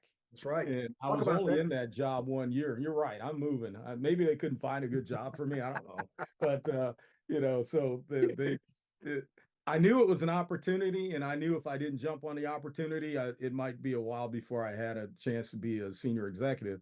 I was fortunate to get selected. My screening board for that job were the who's who of NCIS. I mean, so Tom Beachrow, Bob Thompson, Ralph Blinko, Greg Scoble. Those were the 4 people that sat on my board. Wow. All right. Yeah. And I'm going to tell you, it was an eye-opening experience for me. And I vividly remember after about, I don't know, 2 or 3 days after the interview, Tom Beachrow comes to me and says, "Hey, how do you think you did?" I said, "Well, Tom, I was honest. I don't know what else to say. I was honest. Yeah. I wasn't doing a performance. I was honest." And I was fortunate enough to be able to be selected. And I can tell you, sneaky smart for me was a guy, Bob Thompson, who I didn't know, but he was a guy who really helped me get that job. And I had no relationship with him whatsoever. Amazing. But he would come into my office when I was sitting in as the AD for intelligence, sit in the office, and he would just throw little things at me to say, "Hey, look, think about this. Think about." I had no relationship with him, so it was pretty surprising for him to do what he did. But anyway, what a remarkable opportunity to be in front of those gentlemen. So I go on to EAD PAC, and of course, again, the office moves from San Diego, and I got to take it into Hawaii, and I had to build an office, a staff, and all of that. And we did that. And of course, I guess I was there for just a year, and then now I'm back to the general crimes job. Yeah, yeah. I apologize. I jumped right over that. It's like one, because that's a major. It's one of our big 3 major positions now. If you're thinking about it, the EAD PAC, EAD LANT, and of course the director, deputy at headquarters. So it's really interesting. So you had to build an office. Did you have time to do anything else other than just establish the office while you were there? Was anything happening that was significantly an impact in the organization's history? Oh no, absolutely. I mean, that was a time, I mean, going into that job is one of the times where I really started this whole piece related to operational excellence, because now you're trying to identify what 7 field offices are doing. And that EAD pack job is a tough job. Think about it. Yeah. The regional EADs were responsible for half of NCIS activities. Mhm. Um, in the world. And then, the other EAD, my counterpart was Rick Warmack at the time, of course, Sure. back to, Back to LA. 11 And, LB. he's east and I'm west.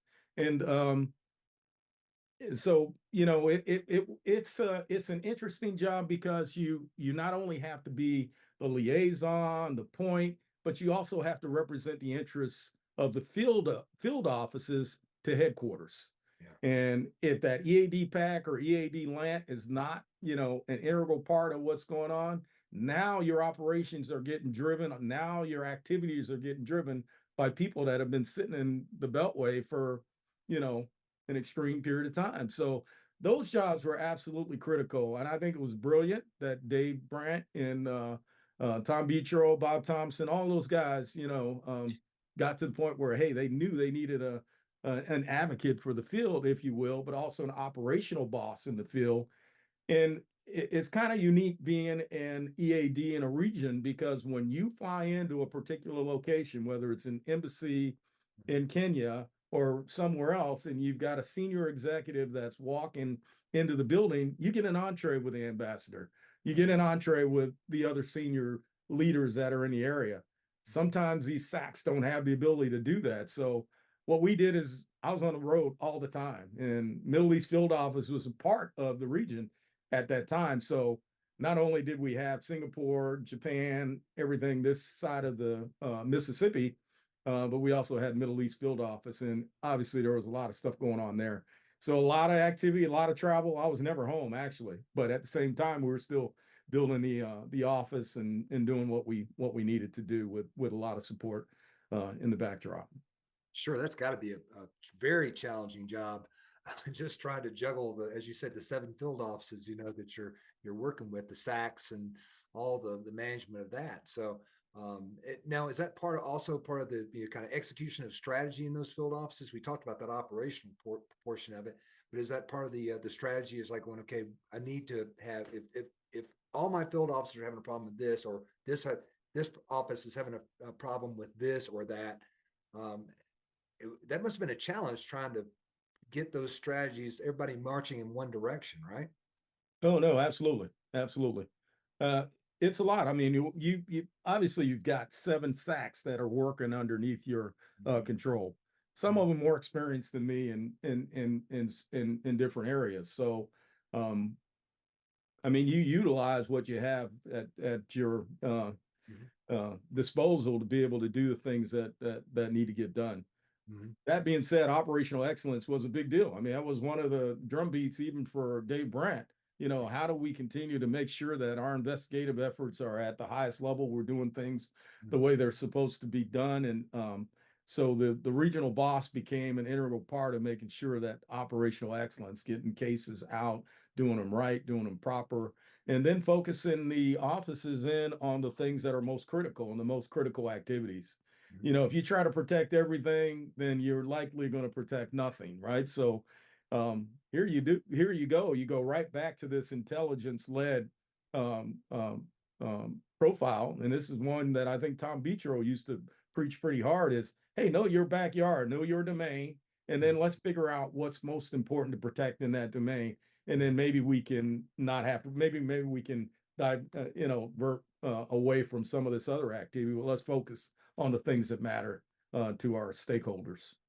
Well, it sounds like you had a good start there, and literally a year later, you're being selected to go back to the building uh, and be now something that you're quite comfortable with. I think is the executive assistant director of general crimes. So, talk about that and what were your strategies? What were the when you came in? Did you have to sit there and kind of observe everything was going? I'm sure that being EAD and PAC kind of gave you an idea of what we need to concentrate on by going back to general crimes, right? Oh, absolutely. Absolutely. the good thing about walking into general crimes, you had Greg Scoville, who was the deputy director for, well, was he deputy director for operations for that period of time? And he was my boss, and of course, he had just come out of general crimes. That was good and bad because he knew what he wanted, and me and him had we kind of up and down relationship, but he's likely one of my favorite, if not my favorite, senior leader in the organization, because we could fight and fuss, and the next day we'd be best friends again. So, but I learned a lot from him. But walking into a job like that, there were things that needed to get done. I mean, operational excellence was the thing that we really needed to focus in on. If you remember that case that we had out of Camp Lejeune, was the Lauterbach case, pregnant female that was killed and buried in the backyard of the bad guy's house. That case was all over the news. I mean, Nancy Grace, it was on Nightline. It was going rampant, and I don't want to call the field office out. I mean, I know there's some bad blood even still from that case because of some of the things that transpired. But I don't know if people understand the scrutiny that our organization was under at that time. I mean, there was a DODIG investigation that looked at all of the work and how we were doing the work, what our priorities were. So long story short, I mean, coming into that job, that just reinforced the fact that we have to be better. We've got to get back to the basics. We've got to, make sure case reviews are being done the way they're supposed to be done. And then all of those types of things. So that became the driving force for us early on. And we broke some china doing it, but we really didn't have any choice. We were under a lot of stress. Yeah, that Fat Leonard, I mean, not Fat Leonard, but the Lauterbach case, when I was in one of my after retirement jobs was an instructor down at Flutsy. And that was one of the things, talking sex crimes, about Lauterbach case, and the things that we have to do better, and the outcomes of that. So it improved the way we did business. I felt for the Army when I watched them talking in Congress about their big case out at Fort Hood, and Right. the things that they were going through, because it reminded me of what we had been through in the past. And we represented well along with OSI, but the Army has changed, and as you know, they have many NCIS people that in our organization now moved to the Army and now are part of the senior leadership of the Army's CID. So it's really interesting how that kind of process, starting with that Lauterbach case, kind of changed us in a very positive way and now affected other organizations. Oh, definitely. And sexual assault was a big deal. I mean, it was that was the drumbeat of the Navy at that point in time. I vividly remember being in a meeting where Secretary Mavis was in front of a bunch of 3 and 4 stars in an audience, and he's like, "This, I must tell you, of the time that I've been in this job, I'm most disappointed with shipmates victimizing other shipmates." Yeah. And he says it's a horrible testimony. We're going to fix it. And I mean, he laid the gauntlet down for all those senior leaders to do something about it. And I mean, he really pushed and he pressed. And a lot of conversations on the Hill with all of that, a lot of stuff behind the scenes that folks don't know that were the driving force and impetus for pressing the way that we did. All that being said, I mean, with just the criminal investigative stuff, we also were looking at building proactive capabilities. Greg Scoville gave me the push to build a transnational criminal entity to be able to target some things related to international drug trafficking and piracy. And long story short, he had a couple of people working parallel to us, Joe Van and a couple of others, and then he put it in our hands at 23 to build a program. Yeah. So we spent a lot of time. John Wagner, myself, I had a bunch of other senior leaders that we logged a bunch of time with naval intelligence. We logged time with DEA. We spent a bunch of time with Fifth Fleet, tried to identify some of the issues out there. big deal with piracy, counter piracy operations. What do we do when we catch these pirates that are selling on the backside of these Navy ships? You know, how do we bring them to justice? And then same thing with counter drugs. The Fifth Fleet was doing a lot of non-intelligence led boardings, and they didn't really have an apparatus for being able to do anything with it. So long story short, that's how Riptide, the transnational crimes Riptide operation was built out of that. We built a relationship with the deputy director at DEA and Naval Intel and Fifth Fleet, and we put an agent on shore and an agent in the on the staff, and we targeted some of the things related to transnational crimes. That was the work what you guys did with Task Force 151, or was it 152? Exactly. That's right. That's Fantastic exactly right. stuff off the coast. I remember one story of a guy talking about the one pirate boat that thought that they were a freighter, and they got lit up by the Navy. You know, they were running like a freighter, and it was at night, and they ended up getting shot up pretty good and arrested all those guys and put them on deck. And it was just an amazing story. I think it got prosecuted in the DC, either DC, or they went to Southern District of New York. I'm sorry, Southern District. Yeah, it was always those two districts that were fighting for the cases because they were such interesting cases. They loved those cases coming in. The agent that was on board the ship was just amazing stories. But man, it was a bad day for the pirates that day. Yeah. Well, great work that you had that Task Force 151, 152. I remember supply, and when I was at CRFO, that was one of the jobs I was doing, was putting butts in seats to do those missions. And we had one, I can't remember her name, a great agent out of Jacksonville, Florida, who went there, and unfortunately she got infected with some type of bug, that blood disease, and but she did a phenomenal job there and kind of made the Bible for working with the task force over there. So it was absolutely great. Absolutely. And that's the kind of, we have great people that kind of execute, when you put the right person there to execute the mission that headquarters says, hey, this is the direction we want to go. Let's execute. And you have the right person, man, it works out perfectly. Yeah. No, I mean, we've got an incredible cadre of agents with all kinds of skill sets. And when they come together as a group, then we can do some great things. Well, so now how long were you EAD? Because I mean, I remember it was a very short time. You became deputy director after Mr. Betro left, and Mr. Kluge becomes director. How did that work? Because Mr. Kluge talked in his thing about saying, hey, either one of us could have been selected as director because we were the talent was right there, you know.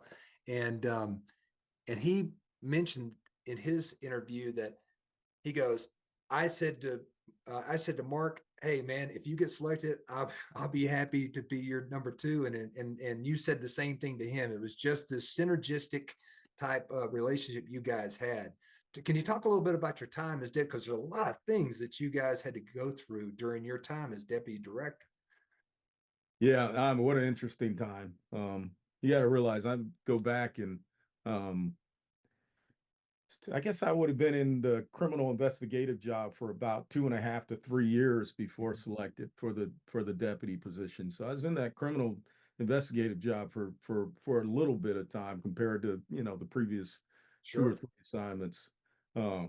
But during that, you know, when Director Beecher retired, there was quite a competition for the directorship. I know that Ralph Blanco was in the hunt. I know Sam Worth was in the hunt. You know, is a who's who of NCIS that were competing in line for this. Obviously, Mark and I both applied, you know, to do the directorship, and then we had a lot of outside people trying to get into the job as well. Is that right? And so they settled on Mark Kluge, and not only did they settle on him, but they also named me as a deputy director at the same time. That's so right. It wasn't, I don't know if maybe Mark would have selected me. I hope he would. Deputy. But that came from the secretariat because they felt like we would make a good team, and they were obviously right, because I can tell you, Mark is as He's probably one of the nicest, but most focused and most righteous, human beings you ever come across. Sure.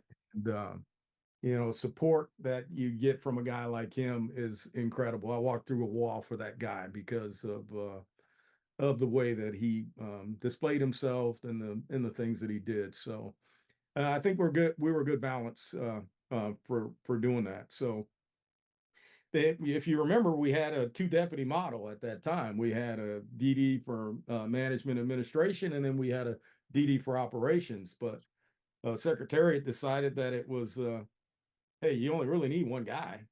Yeah. The CNO is, you don't have, two Mhm. guys in that, vice CNO. So why doesn't this have a two deputy model?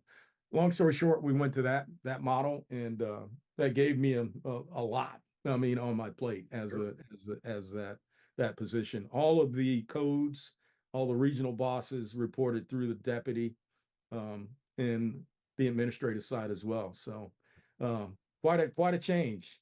Yeah. But obviously it gives you impact on things across the entire organization, because Sure.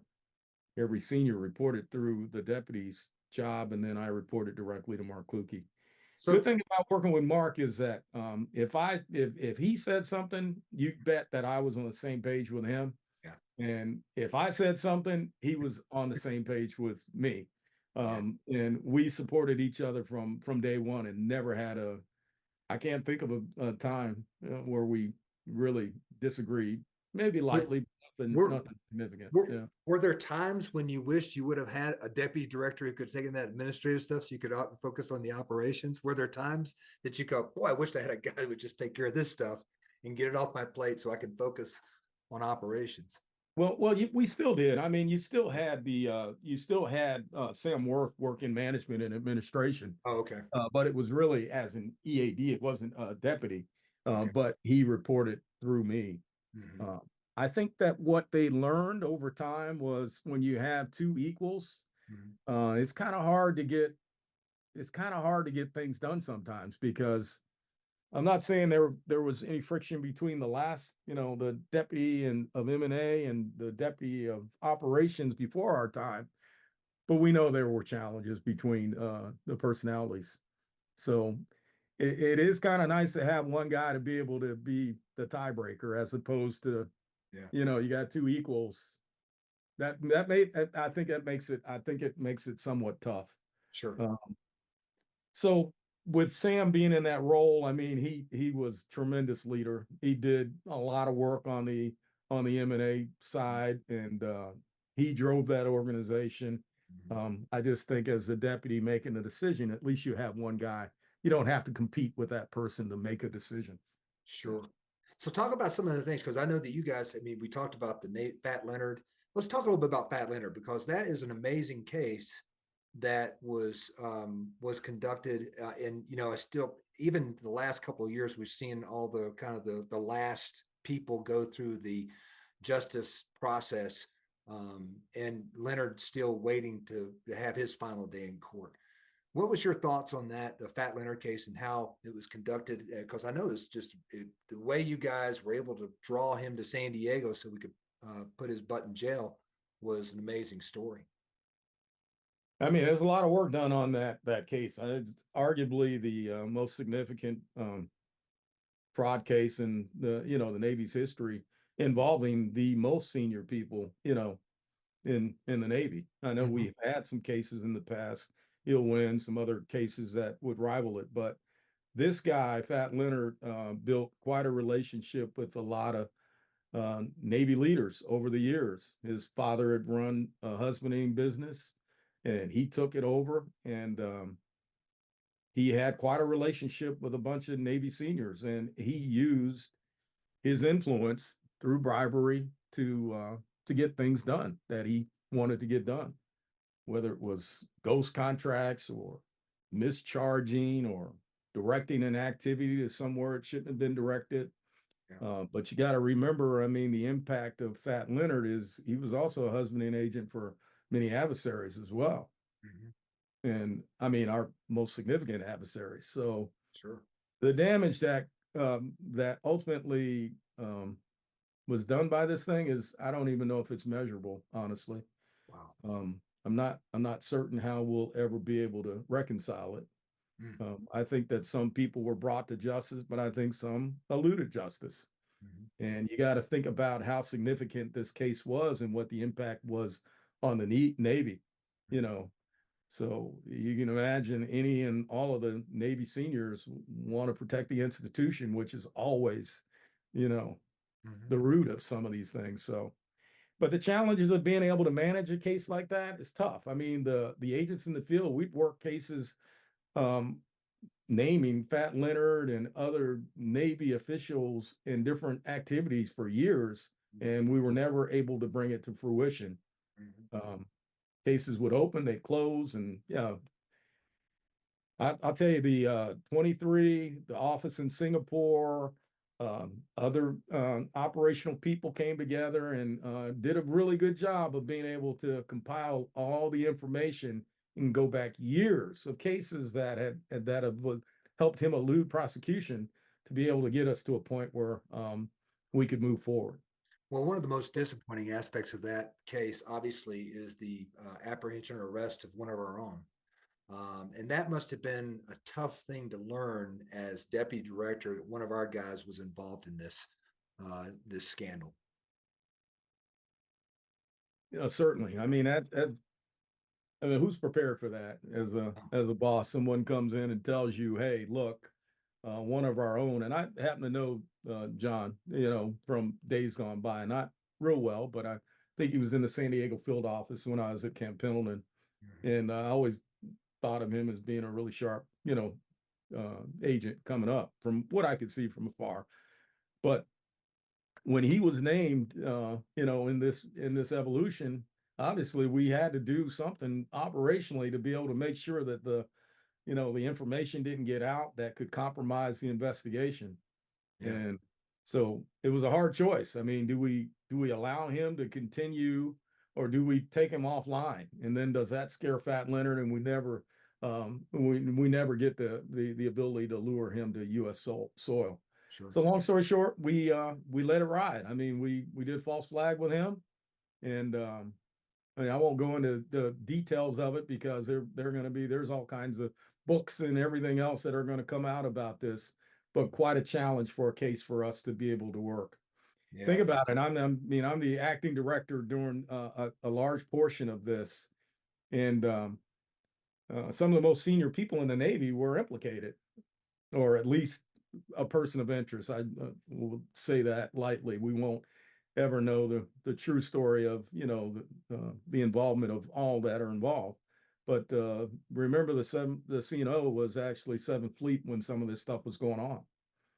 So we couldn't share information with anyone from a headquarters perspective. You know, I would talk to the secretary and the general counsel, and that was it. And we had to try to keep it under wraps. And at the same time, we've got this agent that, you know, is passing on investigative data to bad guy. So we got to keep that under wraps, and then we got to come up with a plan. And the agents came up with a good plan about how to lure this guy onto U.S. soil. He thought he was going to a change of command. And can you imagine? I mean, so there were probably 1 or 2 flag officers that we really trusted that helped us facilitate that process. And long story short, we were able to lure him onto U.S. soil, and then we arrested our agent the same day. And then a lot of these flags and other senior officers were also arrested on the same day. It was quite a day in the history of NCIS. But you know, the most significant thing about that is that it was a tough day all the way around for the Navy. I'll tell you, it's probably the most significant day in the history. I'll remember it vividly rest of my life. September 16th, 2013. So I'm going into the Pentagon because we know that we're getting ready to arrest Fat Leonard, who we just lured onto U.S. soil, our agent. We're going to do all these flag officers. And I'm walking in the Pentagon, and I see the CNO and his wife. And his wife's distraught. He's our protective service details with him. I go over to him. I say, "Hey, what's going on?"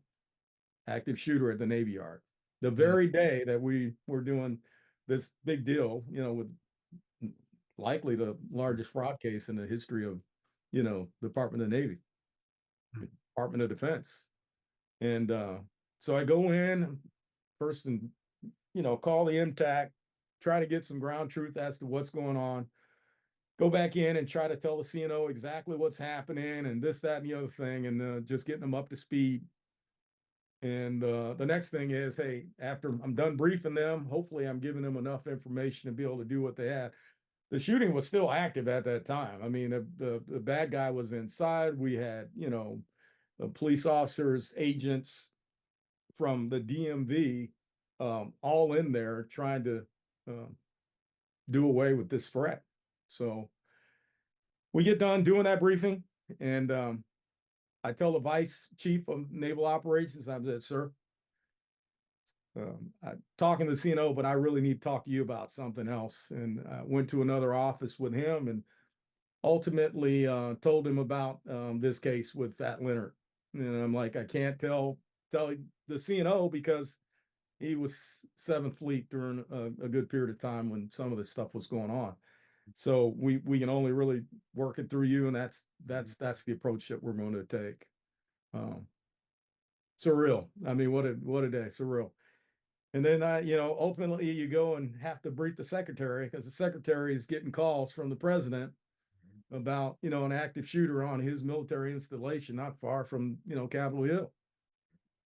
So some of the pressures, and I talked to you about some of those. I probably won't share any of those right now because they're kind of personal, and they're tough. They're tough conversations that you have to have with real senior people. But that's the day in the life of some of the people that we have, in these jobs is senior leaders in the organization. Yeah, that must have been a challenge. I mean, that Navy Yard shooting, what an amazing event. Ultimately, when you look back on it now, the way our agents reacted in that case was heroic. And along with all the other departments, from U.S. Marshals to DC Metro Police to everyone that was involved in that case, it was truly heroic. But what a tragic event that you have to deal at the same time. You got the largest fraud case in our history.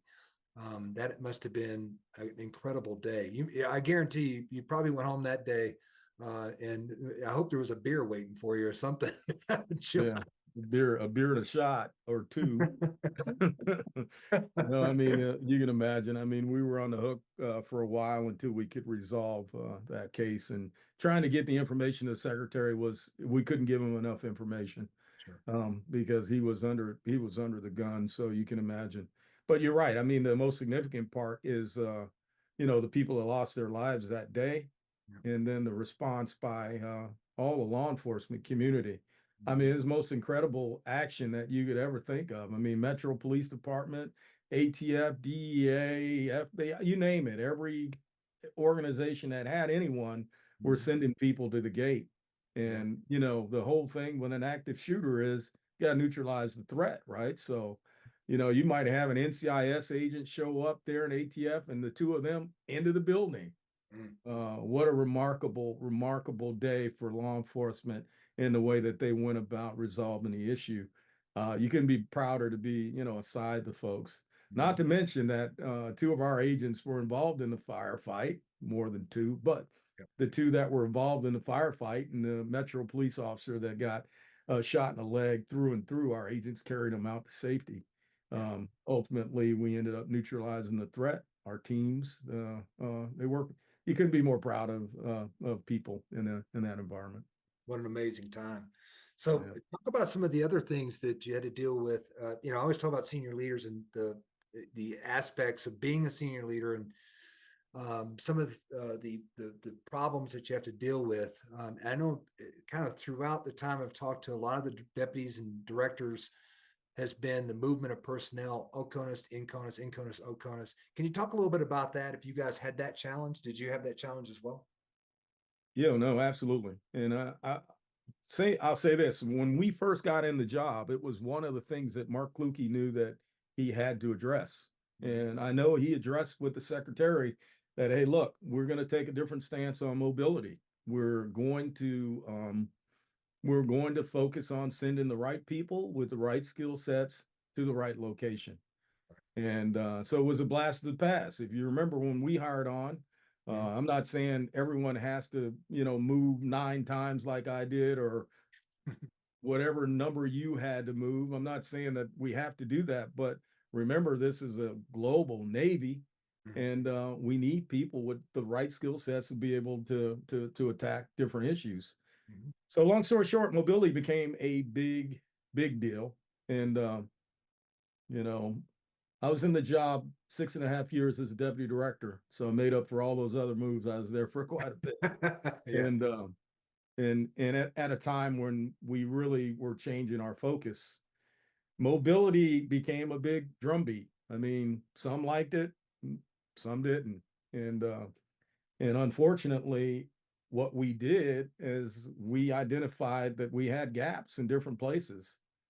I mean, if you think about it, you look at a place like China Lake. I mean, some of the most sensitive technology we have in the Navy, we got 1-year agents out there that don't have any skill set. They don't even know how to investigate. And now we have them sitting in these particular locations. And you name the hard spot there was to fill. So our piece was, hey, look, let's look at people that have been in place for an extended period of time. Um, we put them on notice. We said, hey, look, it's a new day. We've got to do some things differently. We've got buy-in from Navy, and we're going to start moving people around to suit the needs of the service. Sure. Absolutely one of the toughest things that I think any leader would have to do, because it was kind of a departure from the way that we did things previously. So for us, we did it.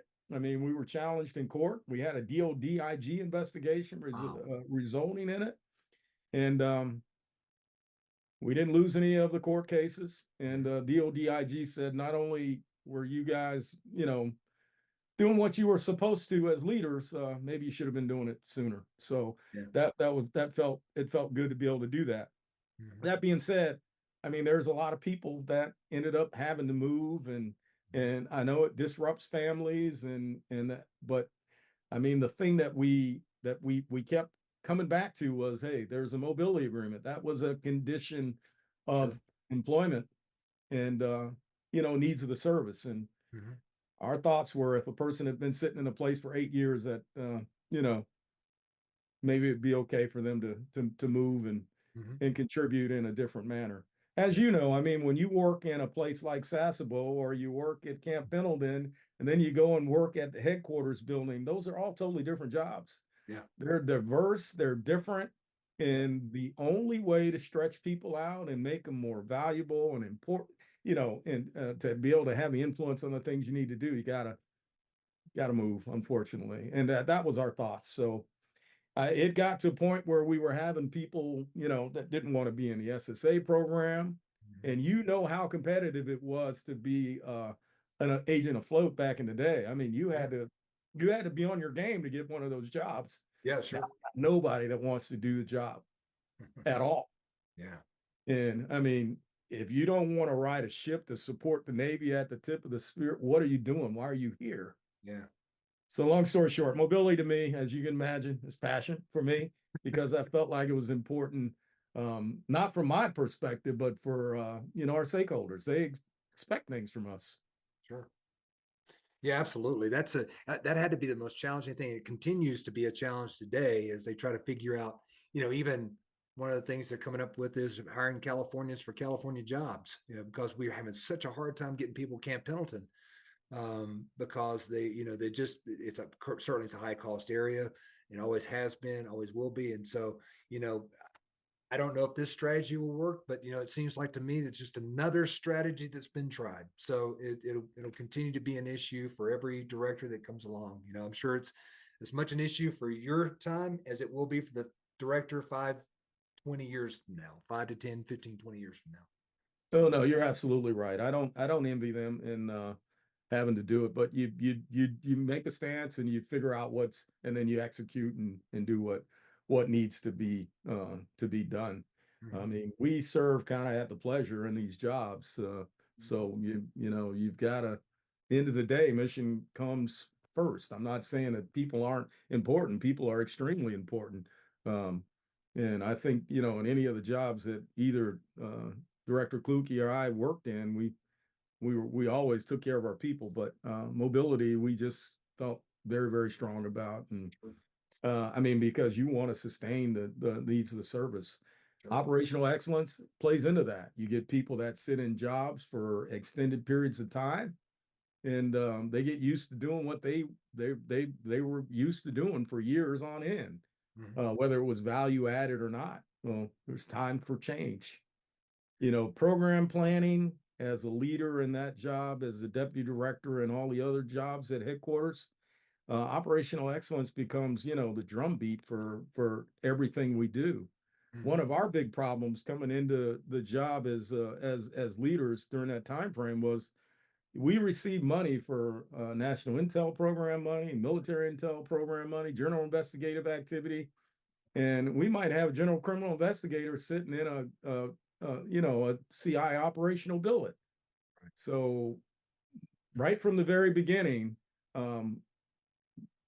that was our plan, was to adjust and get people sitting in the right seats, doing the right job, so that we could make a case to the Navy for additional resources.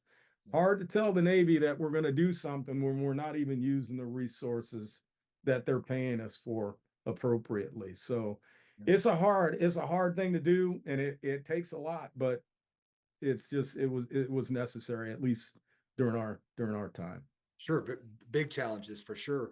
So tell me about your your proudest accomplishment as deputy director during your time. What was the thing that gave you the most satisfaction? Most satisfaction. Most satisfaction as a deputy director.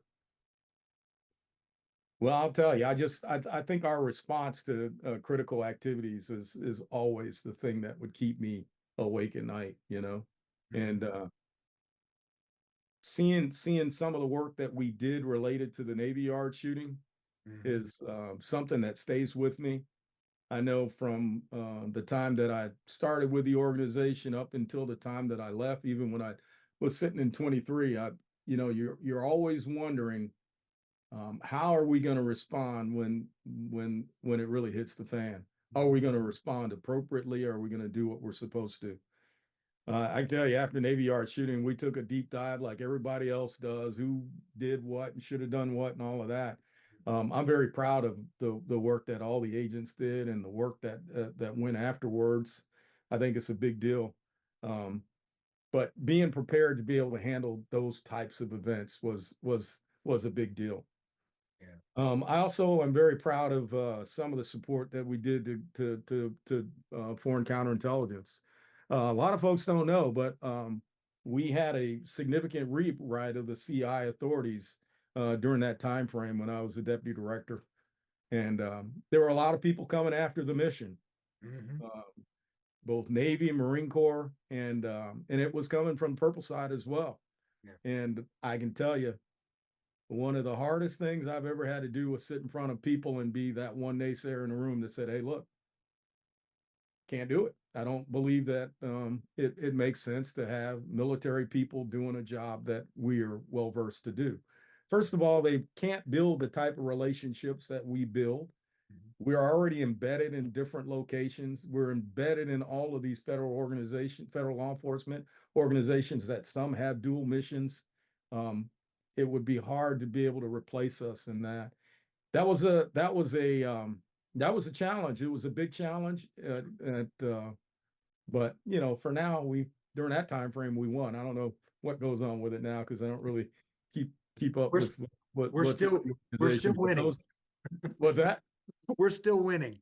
We're still winning. There you go. There you go. But that was a big deal, and a lot of people don't know the backstory on it, on some of those types of things. So Well, I'm proud of that.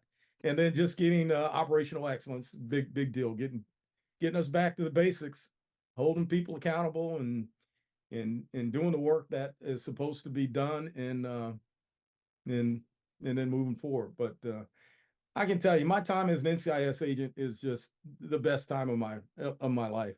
I mean, the early part of my career, it was like an e-ticket in the old Disney. Because I mean, I was doing stuff that you would only dream about doing, and and I know you've experienced some of the same highs where you're doing something and people have absolutely no idea.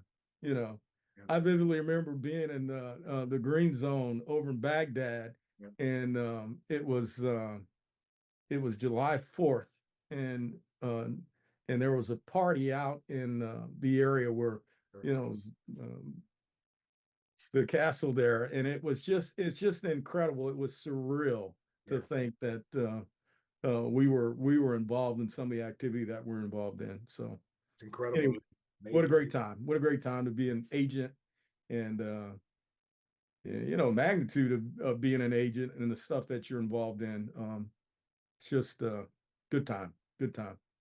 Yes, sir. I can't disagree at all. I think it was the most amazing career path that I could have ever been honored to serve in. And I know it seems like from everybody I talked to, it's such a unique organization.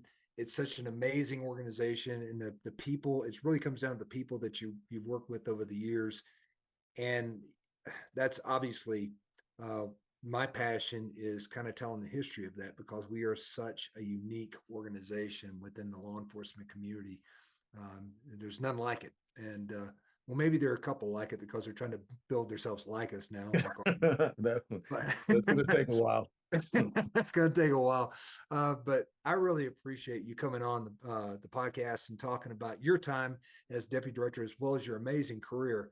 Um, so I'm just trying to think, is there anything else that, except because I do want to talk about your post-career activities from 2017 on, because there's one, it must be amazing to have a successful bar in the National Harbor at the Brass Tap, and you and your wife Sharon are running this business. How's that going?